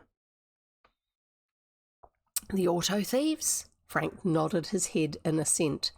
Then, exclaimed Joe, that must be Carl Shorm. All the others are in jail. That's who it is, all right. I recognised him the moment he looked back. I wish I'd chased him, declared Joe. He's likely putting a lot of distance between himself and us just now. I guess the reason he stole the motorcycle was to help him and get his getaway, for the police are looking for him since he escaped from jail. Excuse me. If we'd caught him, we would have to take him back to Bayport anyway, Joe remarked philosophically. It would have interrupted our trip. Perhaps it's just as well. He'll be picked up somewhere else. I'm glad he didn't get my motorcycle. That would have upset the trip even worse. Frank examined the machine. It had been slightly damaged by the upset on the rough road, and there were a few dents and scrapes. But there was nothing seriously wrong with it. He mounted the motorcycle, and its staccato roar soon filled the air. That's why I don't think they would have been talking as easily. Unless it was two people on one bike, and then you can shout in each other's ear sort of thing. Running as good as ever, he said with satisfaction. Good. Shall we go back now? We may as well. There's no use chasing Carl Shorm, and the others will be wondering what happened. So they're going to go through that back road again, but I thought they were on the highway, so why don't they go up the highway and then down the lane from the other end? Because the others were going up to the highway. We'll find out. The brothers rode back toward the swimming pool and then out to the highway, where they found Chet and Biff waiting for them. Not having found any trace of the machine on the highway, the chums had waited according to instructions. When they saw the brothers coming in view, each on his own machine, they raised a cheer. Good work, shouted Chet. Did you have to battle for it? No battle at all, returned Frank, bringing the motorcycle to a stop. An old friend of ours had just borrowed it for a little ride. Chet looked at him incredulously. Frank laughed at the expression on his chum's face. An old friend? Exclaimed Biff.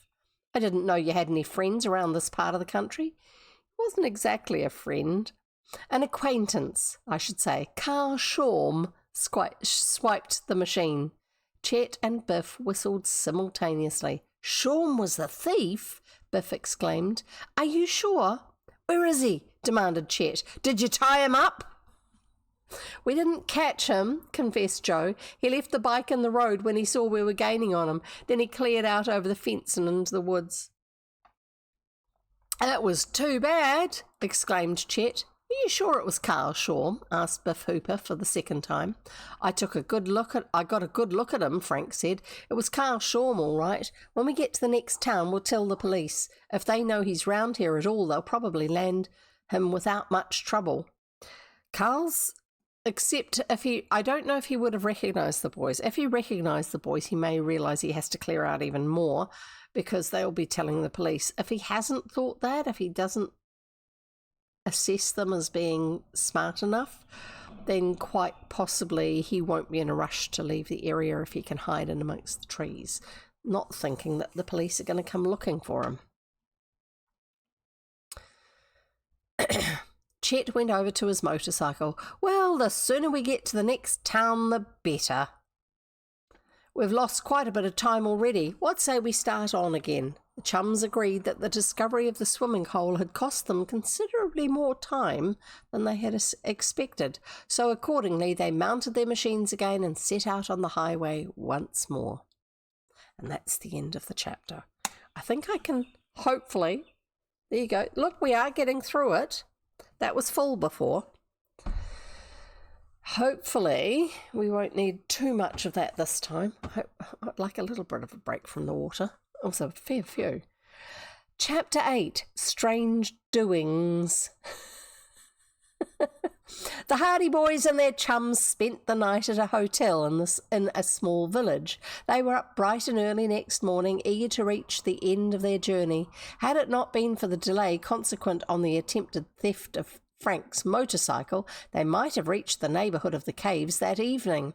But as it was, they had a 2 hours trip before them when they set out shortly after 6 o'clock. I think that was if they hadn't been delayed, they could have got there on the first day. It was a very roundabout way of saying it.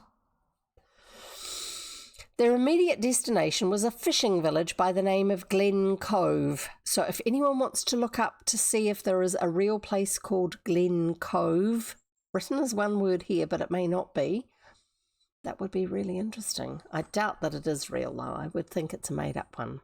It was a sleepy little place, quite picturesque but redolent of fishy odours, a typical hamlet of the kind. Typical of a fishing village. The boys were aware that Glen Cove was some distance north of the caves, but as they did not know the precise location of the Honeycomb Cliffs, as they were called, they preferred to stop off at the village and get what information they could. Smart move. The general store, a ramshackle building where one could buy anything from safety pins to grindstones, where one could mail a letter, put through a telephone call or obtain garage service, appeared to be the most likely spot. Parking their machines by the wooden sidewalk, the lads went into the store where they found a venerable man with white whiskers patiently scrutinising his newspaper. This would be the white-haired old man of stories. "I guess we'd better stock up on a few supplies, eh, fellas?" Frank suggested. This had been their plan. Instead of burdening their machines with provisions all the way from Bayport, they'd decided to get supplies at the village nearest to the caves. "Perhaps we won't have to stock up very heavily," said Joe. "If the caves aren't far away, we may be able to drive up here when we run short of grub." "That," said the hungry Chet, "would be terrible."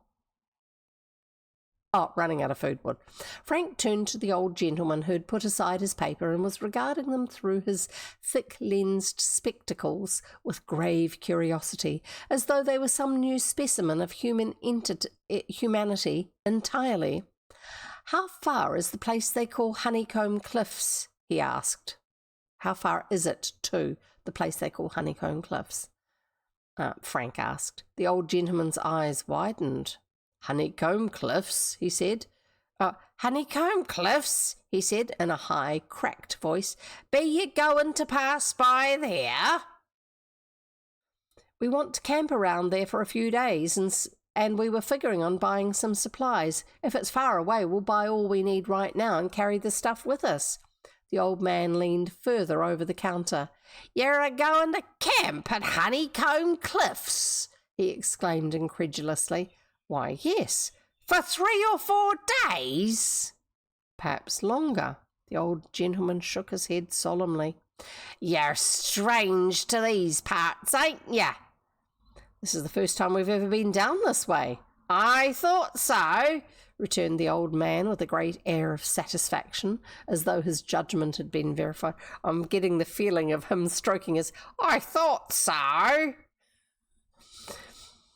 "Well," said Frank, becoming a trifle impatient, "we'd still like to know how much further we have to go." "It's a matter of about 10 mile by road. Then you'll have to walk a ways." 10 miles? Why, that isn't very far. We'll just buy enough food to last us We don't know how far they have to walk.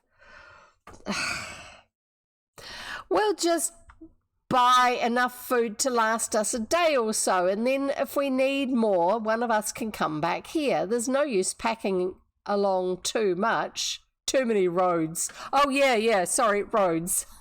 Let's have some more roads. We're out of the other chapter, so I was forgetting it. Roads. Let's go 4. 1, 2, 3, 4. One of the things I like about these is they've got a silicone tip and a silicone handle, so it means that if you bump your mouth, you're not going to bump your teeth. It's not going to hurt or be uncomfortable. Let's carry on. There's no use packing along too much. And you say you're gonna camp there? Persisted the old man, as though he could not quite grasp the fact. It's like, obviously, it's not somewhere that people want to camp out, to locals' minds. Yes, what's wrong about that? Aren't there any places we can pitch a tent? Oh, yes, there's places you can pitch a tent, and I've no doubt, but there's fishermen's cottages that you could find a room at. But if I was you, I would do no camping near Honeycomb Cliffs. That is, said the old man, unless you stay away from the caves. Why, that's what we came for, put in Biff. We intend to explore the caves. The old man gave a perceptible gasp at this. Explore 'em? Lads, you're crazy. The old man's attitude puzzled the boys extremely. Is it against the law? Chet inquired. No, it ain't against the law, but it's against common sense. Why? It's just is, that's all, retorted the shopkeeper, as though that explained everything. You don't mean to say it's dangerous? Maybe, returned their informant mysteriously. May not be dangerous, but it would be foolish. If you'll take my advice, you'll stay away from them caves.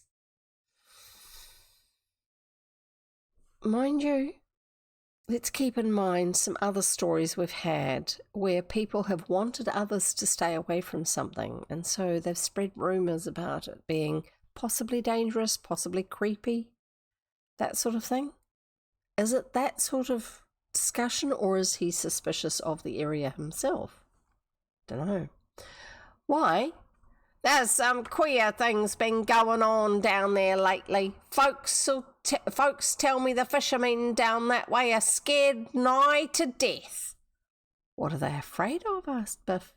The old man shrugged eloquently. In other words, his shrug said a lot.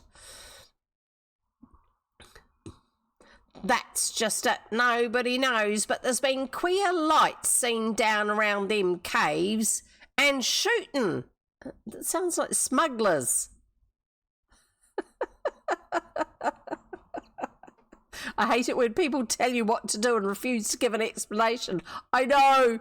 I used to make sure that my kids knew why I said no to some things, so that if I had to get them to do something in a hurry, they would be in the habit of just knowing that I had a decent reason, so that they would just accept it and do it.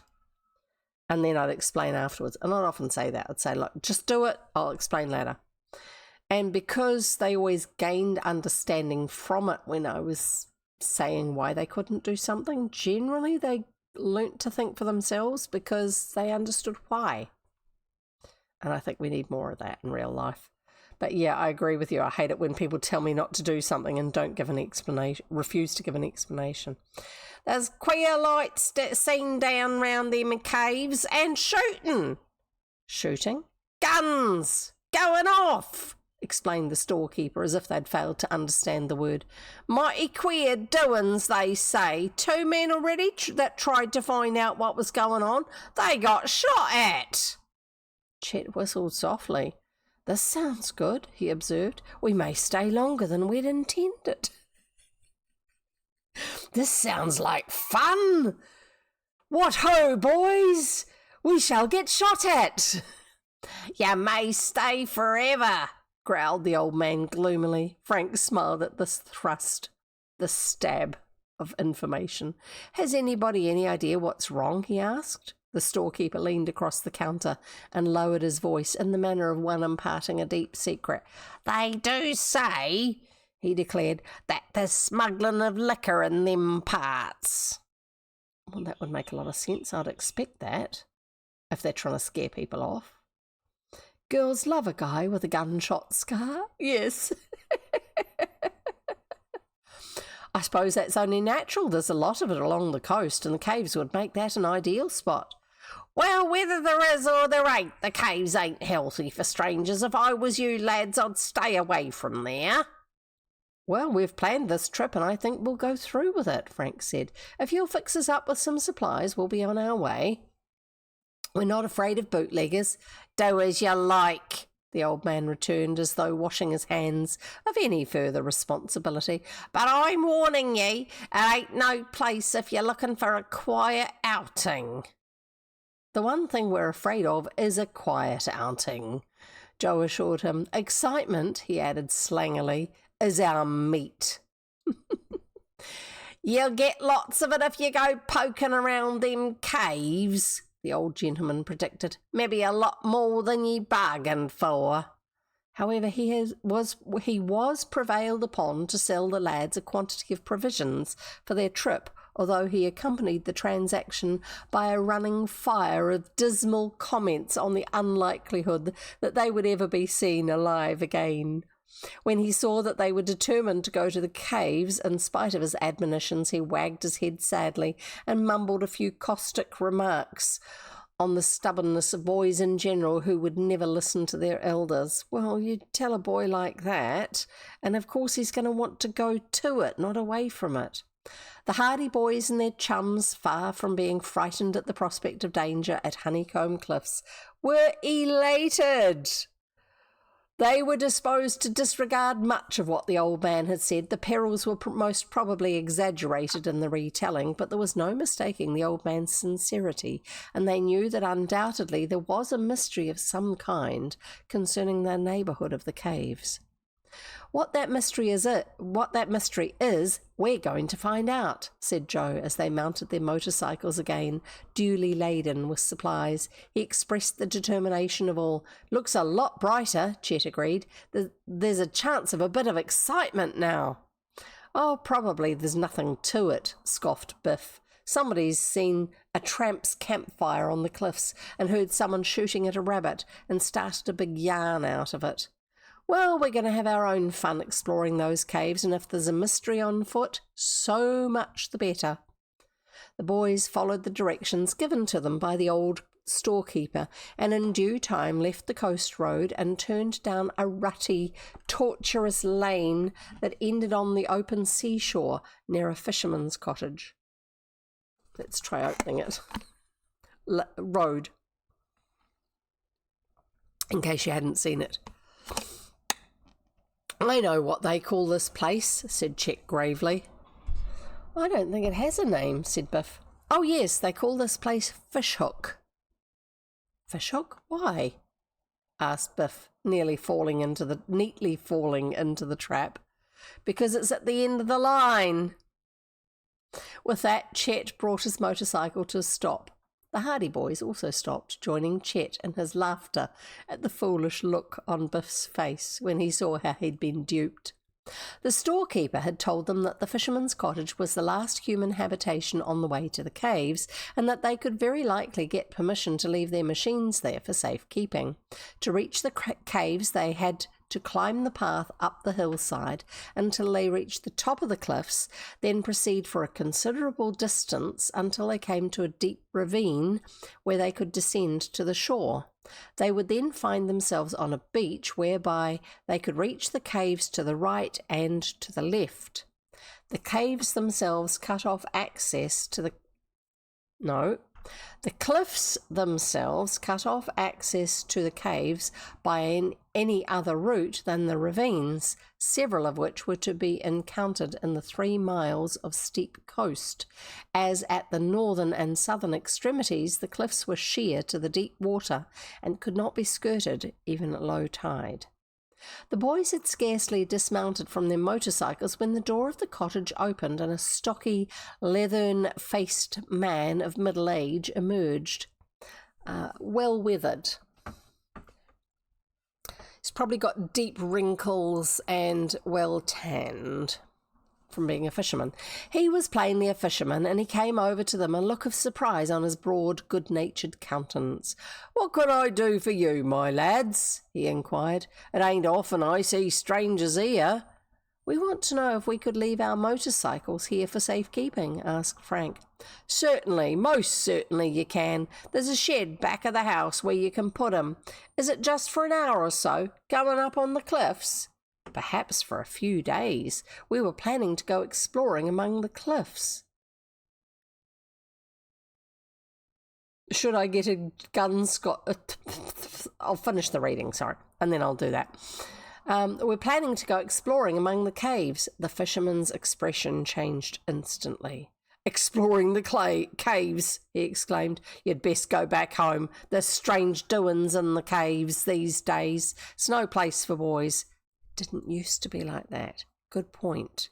Did you hear that? The strange doings among the caves these days. That means something's changed. Goriki asks the 8-ball, should I get a gunshot scar? The 8-ball says, a donkey makes more sense than that question. You should ask a donkey. Oops, typo. 8-ball, should I get a gunshot scar as opposed to shout? Goriki, the 8-ball says, don't ask that. 8-ball may be evil, but 8-ball plays it safe, says Goriki.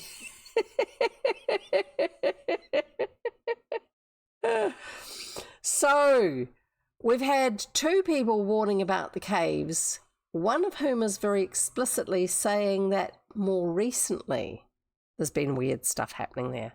That sounds like smugglers have moved in, or somebody else, maybe the old man who's gone missing, is living hiding there and he's scaring people off. That might be all it is, something that simple. 12 pages. Yeah, I think we can do that.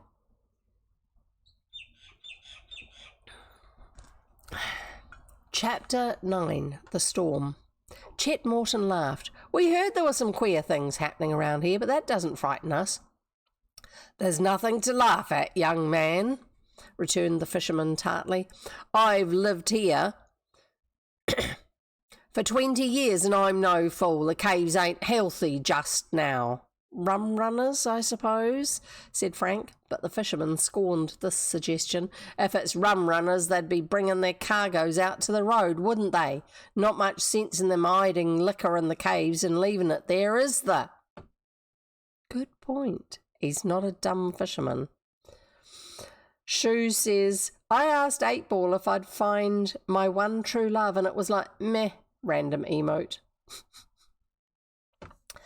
Goriki's now asking 8-ball, is it because Starmancer Shoe has to use magic to make her one true love? The 8-ball says, cheer, bro! Goriki, I think you have a not very good influence on 8-ball. You're leading it astray. Don't believe it, Shoe.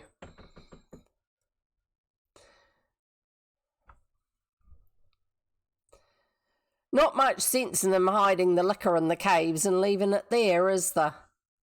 I wouldn't think so, but perhaps they bring it out to the road quietly. Nothing of the sort. It's been investigated. There's been no queer doings on the road at all. All the queer doings are right in the caves. If it was rum runners, they'd be bringing the stuff in by boat, and there ain't been any boats seen round here that can't be accounted for. Just what are the queer doings? Lights mostly, and shooting, but has no person been seen? Not a living soul. That's strange. Strange ain't the word for it, declared the fisherman. It's downright spooky, like ghosts or something. Do you believe in ghosts? Asked Joe. I don't. If I did believe in ghosts, though, I'd say there was ghosts down in them caves lately, and that's all I'd think about. But not believing in ghosts, I don't know what to think. Have you gone down to the caves yourself? I went down there a couple of weeks ago, but I didn't see anything until just when I was coming back that night. Then I saw a light away down in one of the caves I'd just been in a couple of hours before. Next I heard 2 or 3 shots and then a yell. A yell? The most awful screech I ever heard. Well, that proves that there's somebody down there, remarked Biff. Maybe it does and maybe it don't. I wouldn't say it was a human voice I heard, more like an animal. But an animal couldn't make a light, and there ain't many human beings could make that yell, so there you are. Yells or no yells, we're going to explore the caves, declared Frank with finality. What say, fellas? I'll tell the world we are, exclaimed Chet. You couldn't drive me away now with a squad of Marines. The more people try to stop them, the more the boys are going to want to go. Goriki says, we all know 8-ball is 100% random and does not accept external control. That's Goriki to me. And Shu says, a likely story. Goriki says, 8-ball Frankenshoe. And 8-ball says, maybe, with a rainbow heart. What? Says Shu. 8-ball Drashula. Shu in the middle of there. 8-ball says, the answer to that isn't pretty. And then nay. He's coming up with clever things that use Shu as part of the name.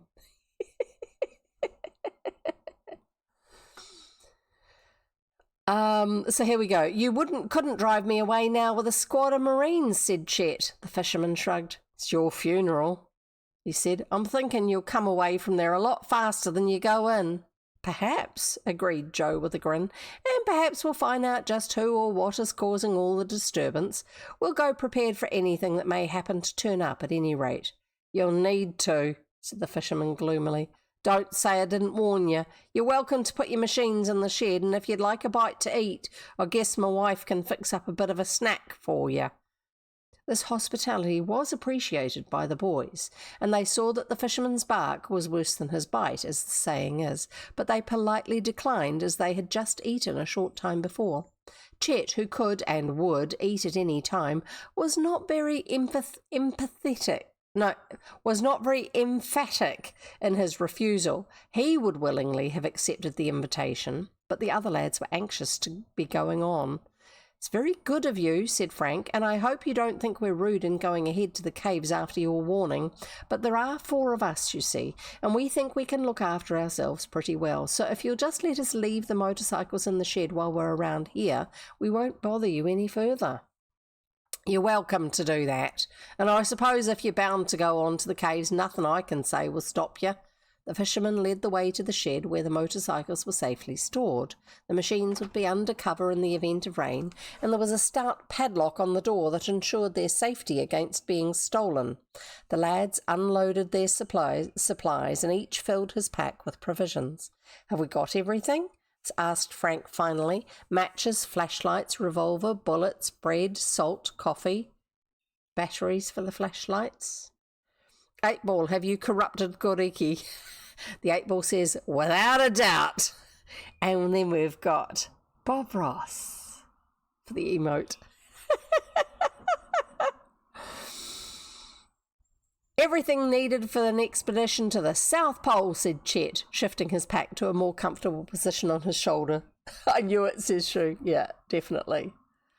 A complete check-up showed they had everything they needed, so after bidding goodbye to the fisherman, who drew them a rough map showing the route that they should follow in order to reach the caves, they set out up the path, just behind the cottage.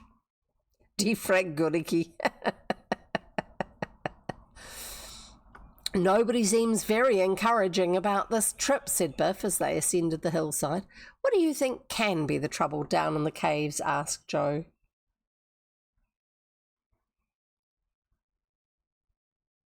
Groiki. Defrag Groiki. Yeah. See, the letters in the wrong order. I can't think of any other explanation, Frank replied. They probably have some way of getting the stuff out to the road. Oh, rum runners. Hang on. What do you think can be the trouble down in the caves? Asked Joe. Rum runners, I'll bet, in spite of what the fisherman says. I can't think of any other explanation, Frank replied. They probably have some way of getting the stuff out to the road without being seen. Underground passages or something of the sort. Seems likely. The shots and yells were just to frighten people away. Well, we should soon find out. Although the hillside path had not seemed very formidable from the shore, the boys found that it was steeper than it looked. Of course it was. And it was more than an hour before they finally reached the top of the cliffs. Here a magnificent view awaited them. Far below, the fisherman's cottage seemed to lie at their very feet like a toy house. You too. Shu casts purification on Goriki.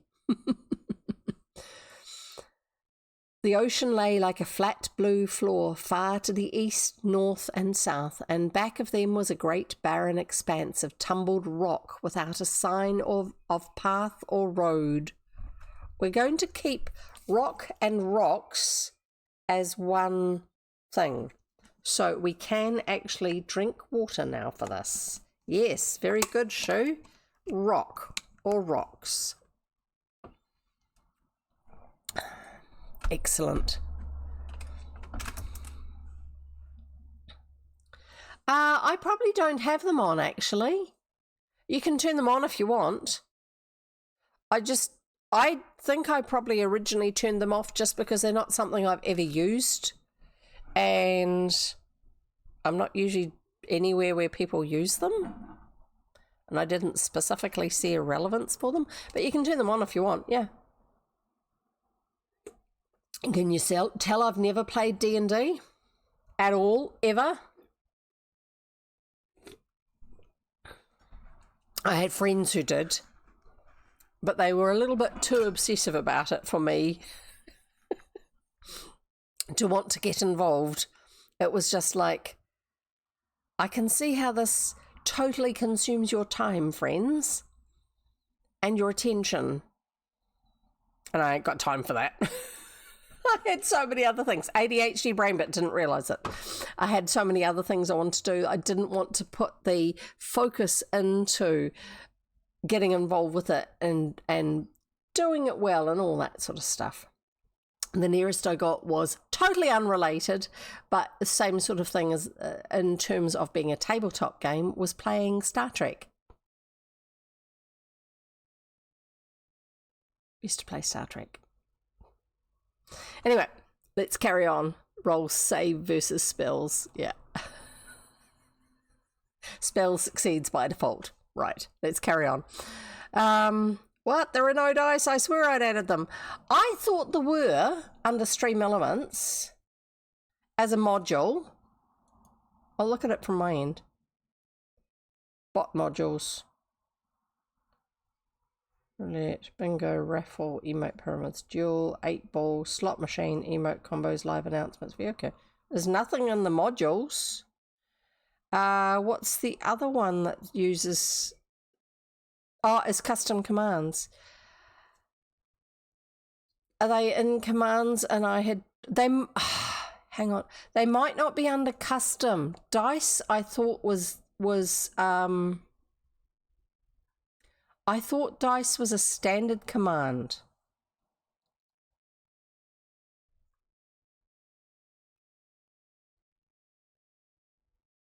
And then you could modify them. No, they're not in there either.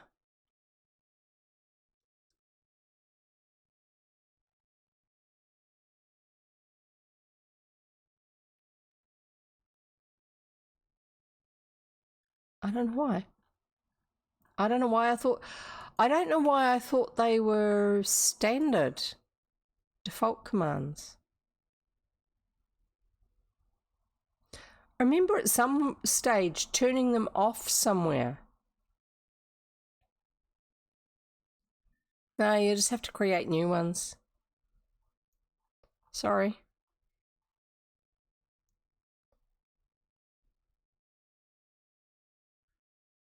Yeah, not seeing anything anywhere. Don't think I would have deleted them, because you can with custom ones. So, no, you're welcome to add them if you want to. That's fine. Get back to reading, definitely. It's confusing me. I'm puzzled as to why it wasn't there, because I remember seeing it, unless they've changed something somewhere. Let's carry on. The ocean lay like a flat blue floor, far to the east, north, and south, and back of them was a great barren expanse of tumbled rock. Now I drank for that. Without sign of path or road. Venturing close to the edge of the cliff, the lads saw a sheer wall of rock, many feet in height, at the bottom of which the waves were lapping.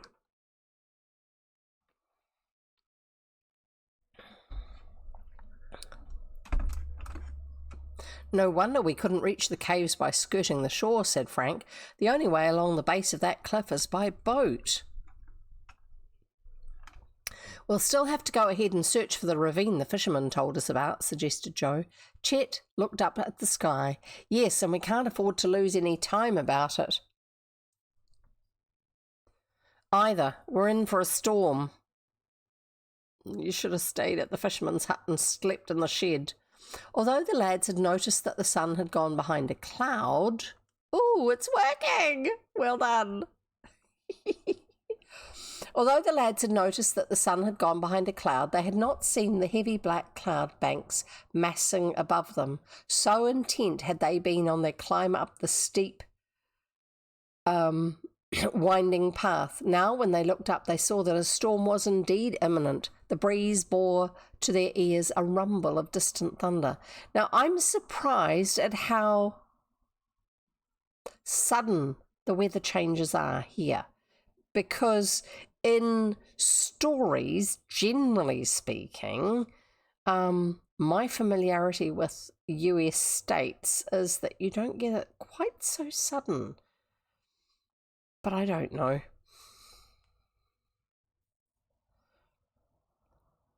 I'm going to leave you guys to do dice things.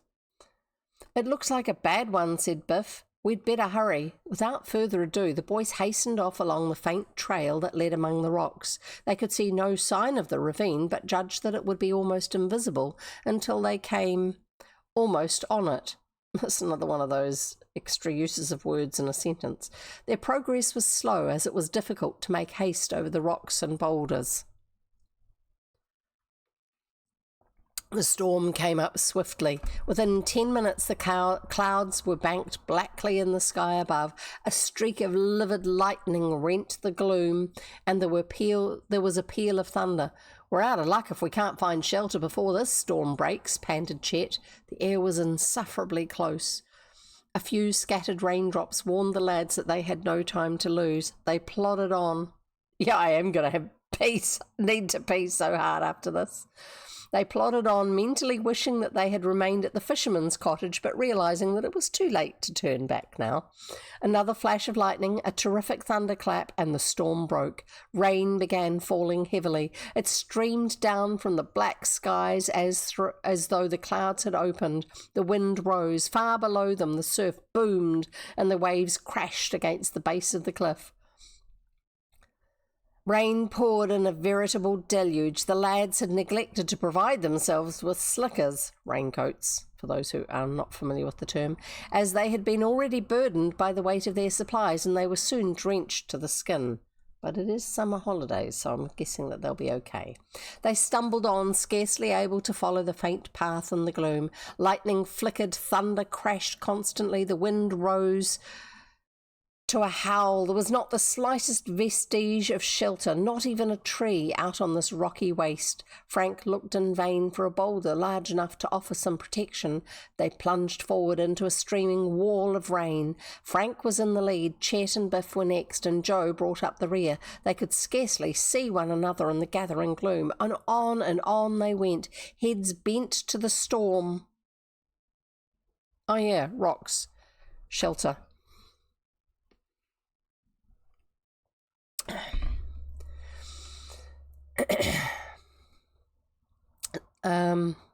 They could scarcely see one another in the gathering gloom.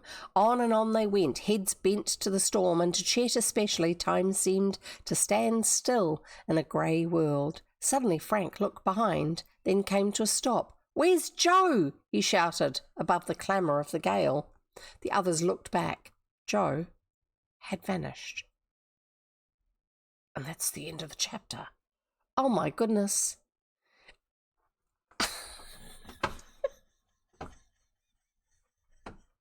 It's the end of the chapter, and it's now 3:05, so that's also the end of today's reading.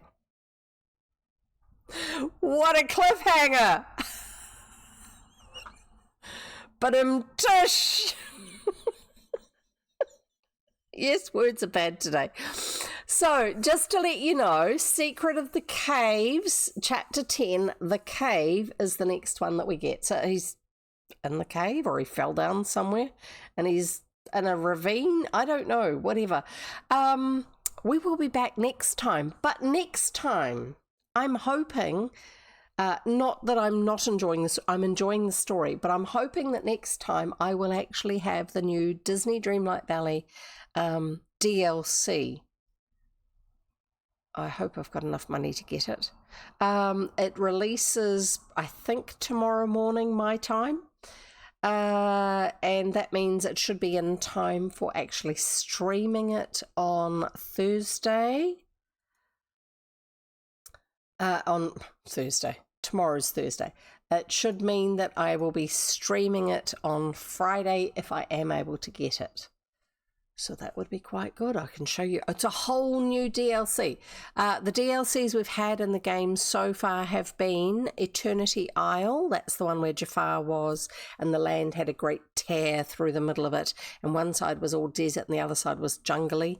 And then the other DLC we've had is the one with the books. Storybook Vale, which is the one where that was where we found Maleficent. And also Hades. I keep going to say Hercules, but it's not Hercules, it's Hades. This one is called Wish Blossom Ranch, and we're going to get horses. And Tigger from Winnie the Pooh. Which doesn't make sense to me, but I can rant about that next time, I guess, since it's after 3 o'clock already. You probably don't need me to rant about it right at the moment, but yeah, when somebody is the main character of a story because the story, the movie and the book are all named after that one character. No, let's have a side character as the first one that comes to the village. Because Gameloft. Yeah.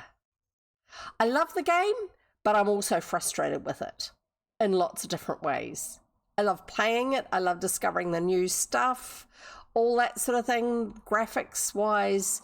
When it's working well, I love the textures and the colours and the style that they use, but some of their decisions about how they do some things are a little bit strange.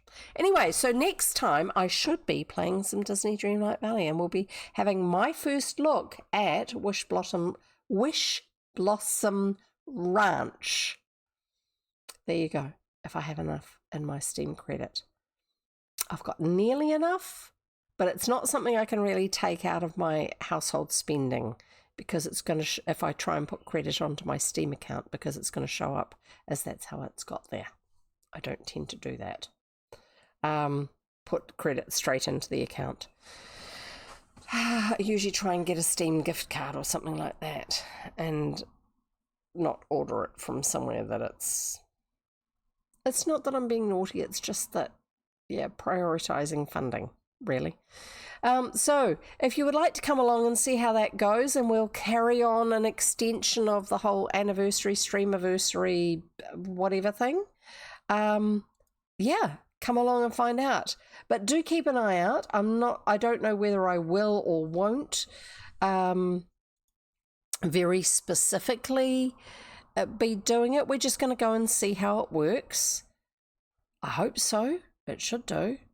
And do go and check. Goody, he's put a post in general chat over in the Discord server. If you wish to join the Discord server, you are most welcome to, but you won't be able to do anything until I've approved your request to join. If I know you already, it won't be a problem. If I don't know you, then I'm going to be investigating you, because I do investigate people. So here you go. This is the Discord link. I think it's going to work. Yes, it worked. Yay. So you can go and join the Discord server if you haven't already.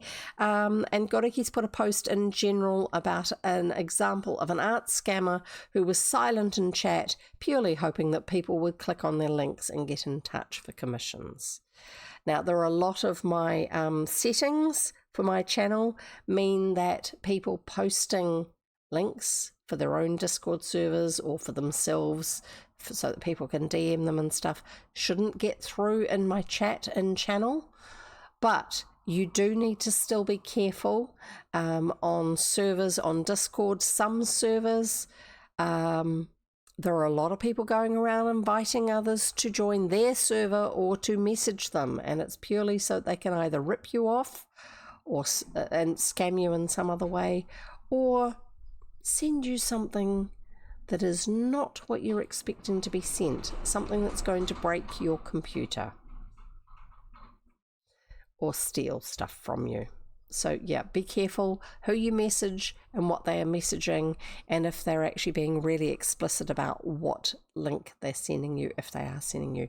It needs to be somebody that you already trust before you go clicking on links. And even then, if somebody has had their account hijacked, you need to actually ask some deep questions to find out if it's actually the real person that you're contacting, that you're in conversation with, or if it's somebody else who's pretending to be them. Only you know the other person to be able to know whether that's accurate or not. Don't just assume it is the person that you think it is. Okay? Be very, very careful. They use a lot of social engineering with a lot of that these days. Especially if they're pressing you about urgency for anything. Step back, give yourself a breather.